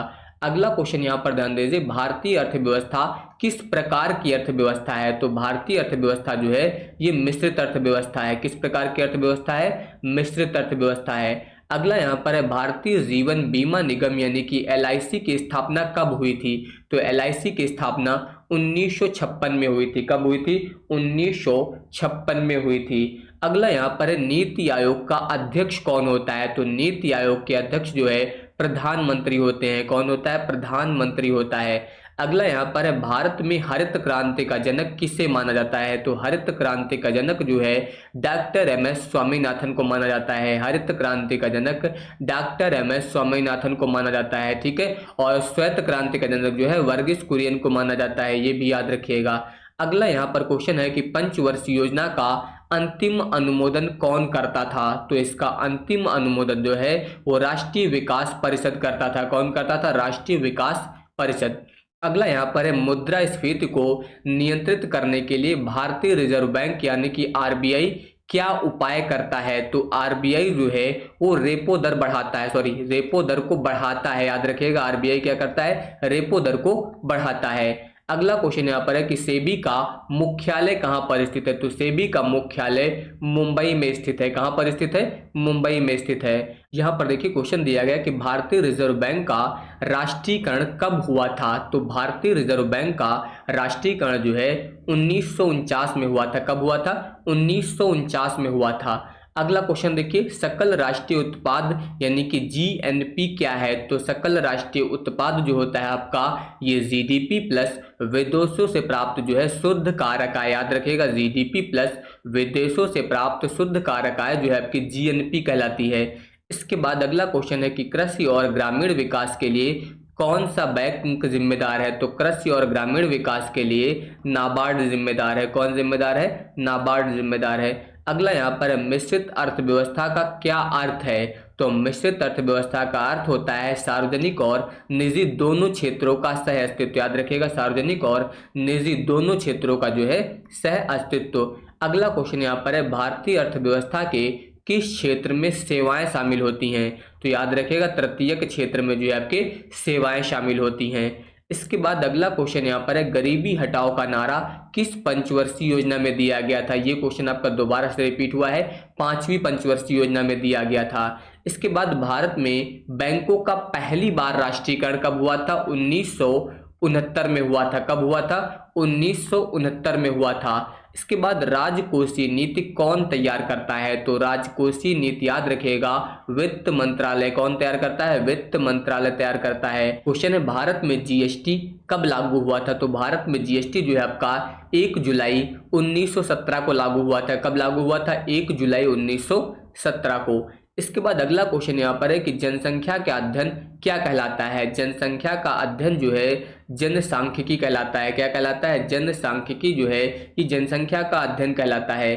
अगला क्वेश्चन यहाँ पर है, अमर्त्य सेन को किस क्षेत्र में नोबेल पुरस्कार मिला था। तो इन्हें जो है अर्थशास्त्र के क्षेत्र में जो है नोबेल पुरस्कार मिला था। अगला क्वेश्चन यहाँ पर है कि भारत में आयकर यानी कि इनकम टैक्स की शुरुआत किसने की थी।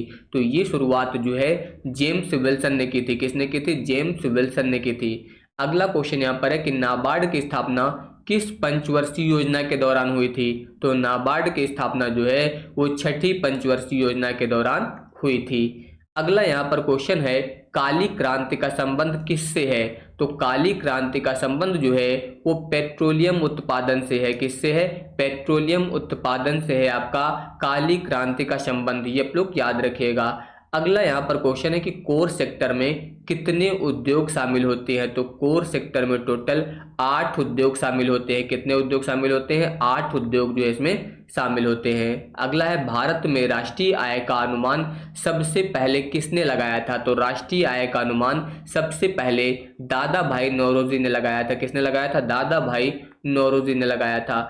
अगला यहाँ पर क्वेश्चन है कि स्वर्ण जयंती ग्राम स्वरोजगार योजना यानी कि SGSY किस वर्ष शुरू हुई थी। तो ये योजना जो है 1999 में शुरू हुई थी। कब शुरू हुई थी? 1999 में।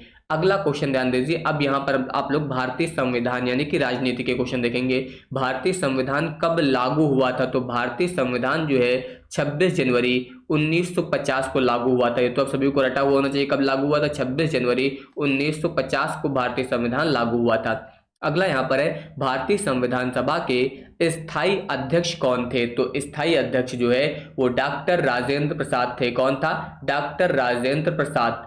अगला क्वेश्चन यहाँ पर दिया गया है कि भारतीय संविधान में कुल कितने मौलिक अधिकार हैं। टोटल 6 मौलिक अधिकार हैं। कितने अधिकार हैं? 6 मौलिक अधिकार हैं। अगला क्वेश्चन है कि राज्यसभा के सदस्यों का कार्यकाल कितने वर्ष का होता है। तो राज्यसभा के सदस्यों का जो कार्यकाल होता है वो 6 वर्ष होता है। कितना होता है? 6 वर्ष होता है। अगला क्वेश्चन यहाँ पर है कि अनुच्छेद 32 का संबंध किससे है। तो अनुच्छेद 32 का संबंध जो है वो संवैधानिक उपचारों का अधिकार से किससे है? संवैधानिक उपचारों के अधिकार से जो है आपका अनुच्छेद 32 जो है वो संबंधित है। अगला क्वेश्चन यहाँ पर दिया गया है कि पंचायती राज व्यवस्था का उल्लेख किस अनुच्छेद में है। तो पंचायती राज व्यवस्था का उल्लेख जो है अनुच्छेद 40 में है। किस में है? अनुच्छेद 40 में। अगला क्वेश्चन यहाँ पर दिया गया है कि लोकसभा में अधिकतम सदस्यों की संख्या कितनी हो सकती है। तो लोकसभा में मैक्सिमम संख्या जो होती है वो 552 हो सकती है। अगला यहाँ पर है कि संविधान संशोधन की प्रक्रिया किस देश से ली गई थी? तो ये प्रक्रिया जो है दक्षिण अफ्रीका से ली गई थी। कहाँ से ली गई थी? दक्षिण अफ्रीका से ली गई थी। अगला क्वेश्चन है कि भारत का राष्ट्रपति अपना त्यागपत्र किसे संबोधित करता है? ये जो है अपना त्यागपत्र उपराष्ट्रपति को, किसे? उपराष्ट्रपति को जो है संबोधित करता है। इसके बाद अगला यहाँ पर है कि भारत में मुख्य चुनाव आयुक्त की नियुक्ति कौन करता है? तो मुख्य चुनाव आयुक्त की नियुक्ति जो है वो राष्ट्रपति करता है। कौन करता है? राष्ट्रपति करता है। अगला यहाँ पर क्वेश्चन दिया गया है कि प्रस्तावना में समाजवादी पार्टी, पंथ निरपेक्ष और अखंडता शब्द का किस संशोधन द्वारा जोड़े गए हैं? तो ये शब्द जो है आपके 42वें संशोधन से जुड़े हैं। किससे जुड़े हैं? 42वें संशोधन से जुड़े हैं। अगला यहाँ पर देखिए, मौलिक कर्तव्य किस देश के संविधान से लिए गए हैं? तो मौलिक कर्तव्य जो है वो सोवियत रूस, सोवियत संघ से लिए गए हैं। अगला क्वेश्चन यहाँ पर है, भारतीय संविधान के किस भाग में मौलिक अधिकारों का उल्लेख है? तो मौलिक अधिकारों का उल्लेख भाग 3 में है। किसमें है? भाग 3 में। अगला क्वेश्चन यहाँ पर है कि लोकसभा का कार्यकाल कितने वर्ष का होता है? तो लोकसभा का कार्यकाल 5 वर्ष का होता है। ये आप लोग याद रखिएगा।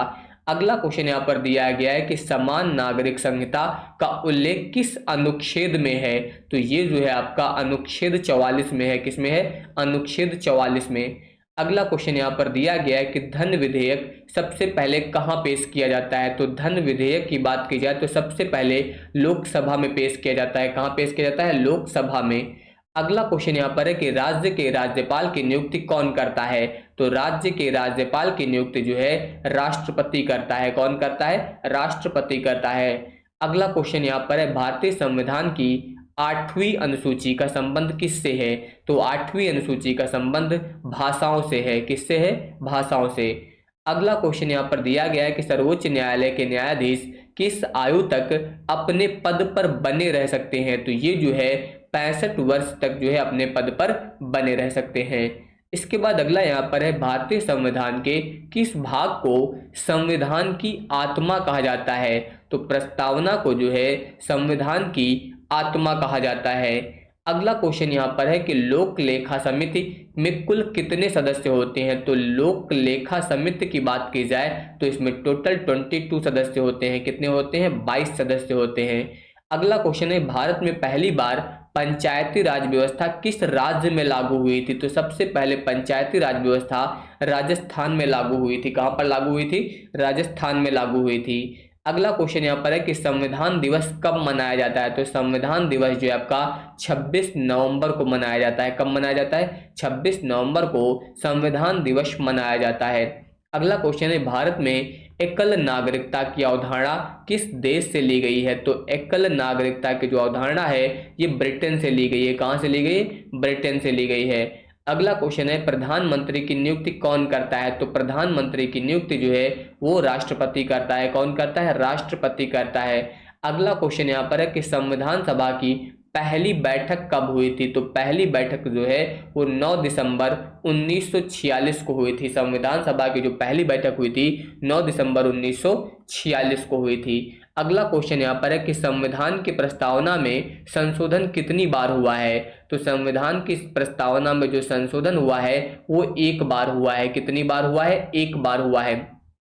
अगला क्वेश्चन है कि समानता का अधिकार किस अनुच्छेद में वर्णित है? तो समानता का अधिकार जो है अनुच्छेद 14 से 18 में वर्णित है। इसके बाद अगला क्वेश्चन है, भारतीय संविधान में नीति निर्देशक सिद्धांत किस देश से लिए गए हैं? तो नीति निर्देशक सिद्धांत की बात की जाए तो ये आयरलैंड से लिए गए हैं। किस देश से लिए गए? आयरलैंड से लिए गए हैं। अगला क्वेश्चन है कि राष्ट्रपति को शपथ कौन दिलाता है?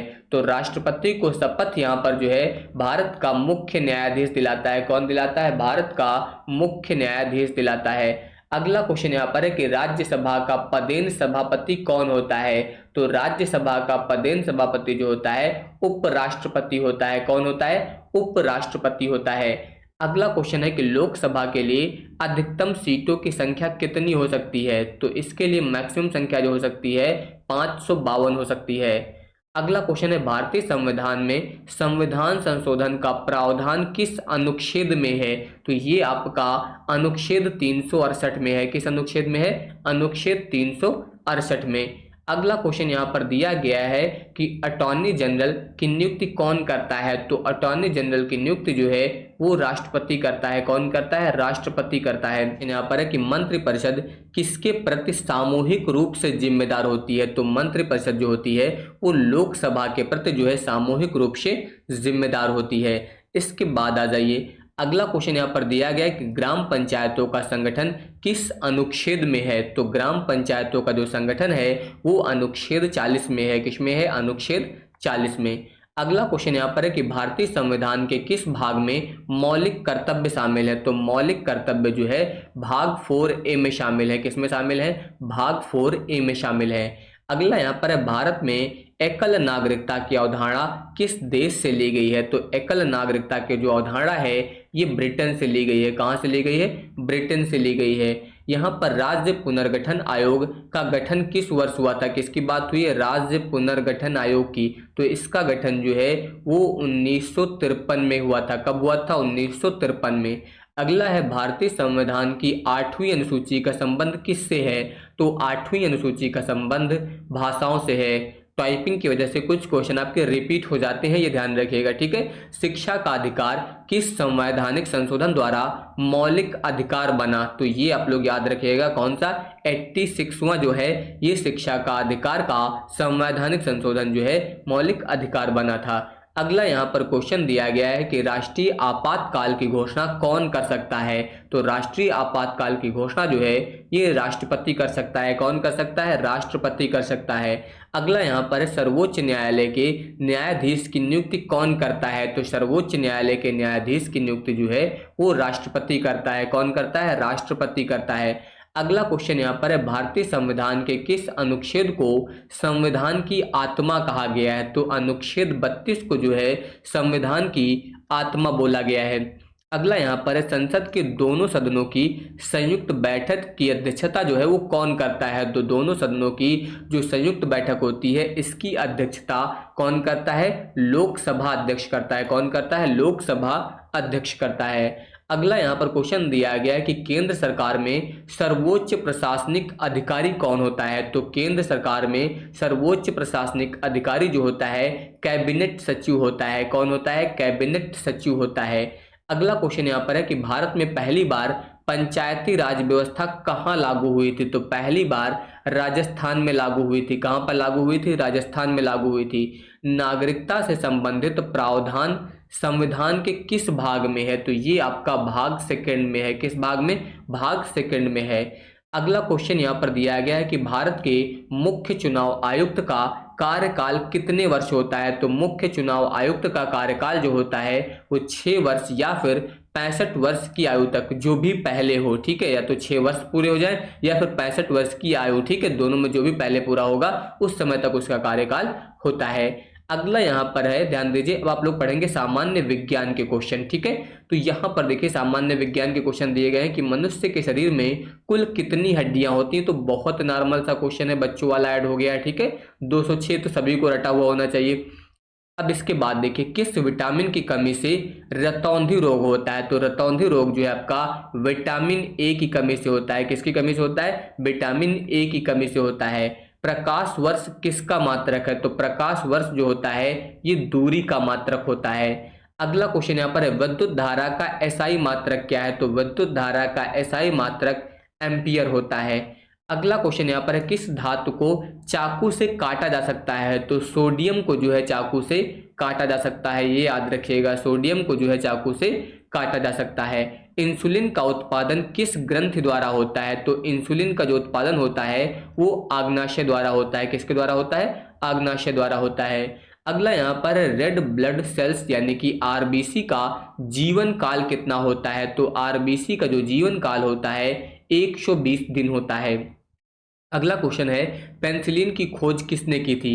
तो पेनिसिलिन की जो खोज है वो अलेक्जेंडर फ्लेमिंग ने की थी। किसने की थी? अलेक्जेंडर फ्लेमिंग ने की थी। अगला क्वेश्चन यहाँ पर ध्यान दीजिए, वॉशिंग सोडा का रासायनिक नाम क्या है। वॉशिंग सोडा बोलते हैं सोडियम कार्बोनेट को। क्या बोलते हैं? सोडियम कार्बोनेट को जो है वॉशिंग सोडा ये बोला जाता है। अगला यहाँ पर है उष्मा यानी कि हीट का एसआई मात्रक क्या होता है, तो उष्मा का मात्रक जूल होता है। याद रखिएगा, उष्मा का मात्रक क्या होता है, जूल। ठीक है, इसके बाद आ जाइए, अगला यहाँ पर है दाब। दाब का एसआई मात्रक क्या हो जाएगा, तो दाब का एसआई मात्रक पास्कल हो जाएगा। क्या हो जाएगा, पास्कल हो जाएगा।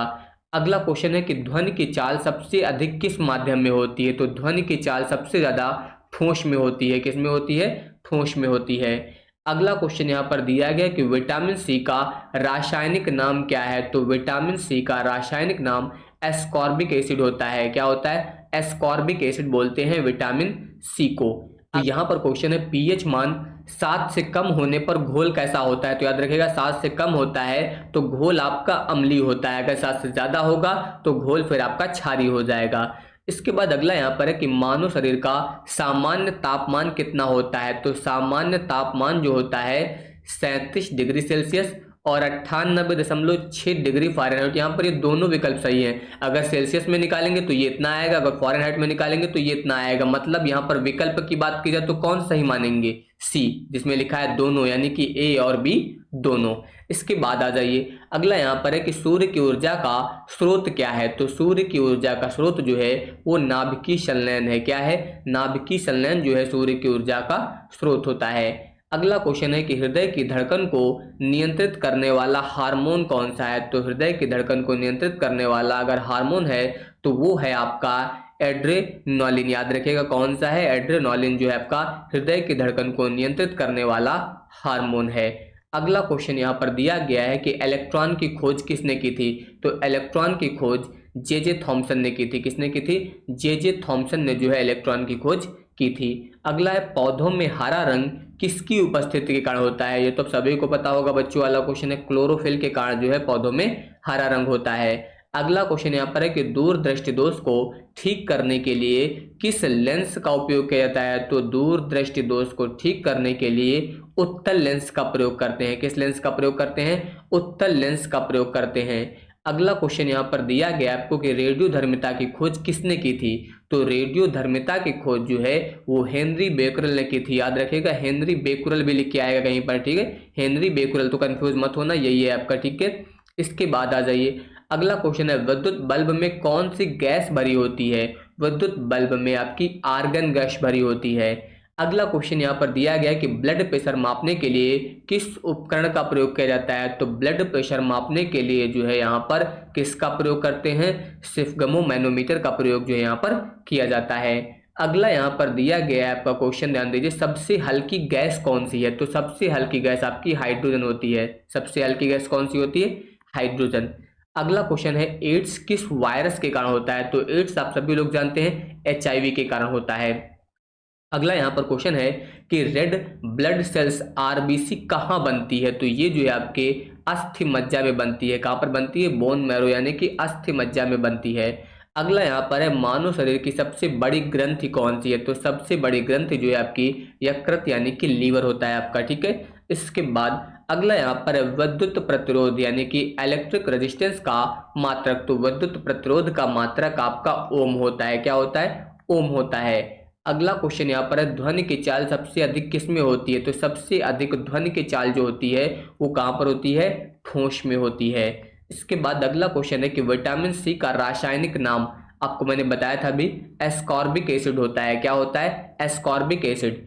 पेंसिलिन की खोज किसने की थी, अलेक्जेंडर फ्लेमिंग ने की थी। ये क्वेश्चन आपके रिपीट हुए हैं दो। ठीक है, ब्लड ग्रुप की खोज किसने की थी, तो याद रखिएगा ब्लड ग्रुप की खोज जो है वो कार्ल लैंडस्टीनर ने की थी। किसने की थी, कार्ल लैंडस्टीनर ने ब्लड ग्रुप की खोज की थी। अगला क्वेश्चन है ऊर्जा का मात्रक क्या है, तो ऊर्जा का मात्रक जूल होता है। याद रखिएगा, ऊर्जा का मात्रक जूल होता है।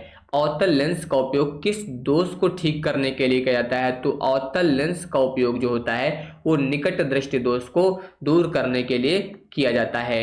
अगला क्वेश्चन यहाँ पर है कि सूखी बर्फ यानी कि ड्राई आइस क्या होती है, जो आपका ठोस कार्बन डाइऑक्साइड होता है इसी को बोलते हैं सूखी बर्फ यानी कि ड्राई आइस बोला जाता है। अगला है पीएच स्केल की सीमा क्या है, पीएच स्केल की जो सीमा होती है वो आपकी 0 से 14 होती है, ये आप लोग याद रखिएगा। अगला यहाँ पर है विद्युत बल्ब का जो फिलामेंट होता है किस धातु का बना होता है, तो ये आपका टंगस्टन का बना होता है। किसका बना होता है, टंगस्टन का बना होता है। अगला क्वेश्चन यहाँ पर है कि हृदय की धड़कन को नियंत्रित करने वाला हार्मोन, तो याद रखिएगा एड्रेनालिन होता है। कौन सा होता है? एड्रेनालिन होता है। अगला क्वेश्चन यहाँ पर है कि पौधों में हरे रंग का कारण क्लोरोफिल होता है। पता है आप सभी को, बताया भी गया है, ठीक है। इसके अलावा सबसे हल्की गैस कौन सी है? हाइड्रोजन। कुछ क्वेश्चन यहाँ पर टाइपिंग की वजह से दो बार आ जा रहा है, ठीक है। इसके बाद देखिए मलेरिया किस मच्छर के काटने से होता है? तो मलेरिया जो है आपका एनाफिलीज, किस मच्छर के काटने से? एनाफिलीज मच्छर के काटने से होता है। अगला क्वेश्चन यहाँ पर है कि विद्युत धारा को मापने के लिए किस उपकरण का प्रयोग किया जाता है? तो विद्युत धारा मापने के लिए अमीटर का प्रयोग करते हैं। किसका प्रयोग करते हैं? अमीटर का प्रयोग करते हैं। रेडियोधर्मिता की खोज किसने की थी? तो हेनरी बेकुरल ने की थी। किसने की थी? हेनरी बेकुरल ने की थी। आधुनिक आवर्त सारणी की खोज किसने की थी? तो आधुनिक आवर्त सारणी की जो खोज की थी वो किसने की थी? मोजले ने की थी। याद रखिएगा आधुनिक आवर्त सारणी की खोज जो है वो मोजले ने की थी। अगला यहाँ पर दिया गया है फोटोग्राफी में किस अम्ल का उपयोग किया जाता है? तो फोटोग्राफी में ऑक्जेलिक अम्ल का प्रयोग करते हैं। किसका प्रयोग करते हैं? ऑक्जेलिक अम्ल का प्रयोग किया जाता है। अगला यहाँ पर है मानव शरीर में रक्त का थक्का किस विटामिन की कमी से नहीं जमता है?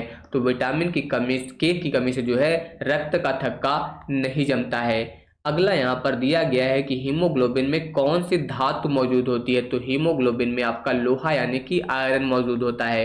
अगला क्वेश्चन है कि रक्त का पीएच मान कितना होता है? तो रक्त का जो पीएच मान होता है वो 7.4 होता है। कितना होता है? 7.4 होता है। अगला क्वेश्चन है कि टेलीफोन का आविष्कार किसने किया था? तो टेलीफोन का आविष्कार जो है किसने किया था? ग्राहम बेल ने किया था। याद रखिएगा ग्राहम बेल ने जो है टेलीफोन का आविष्कार किया था।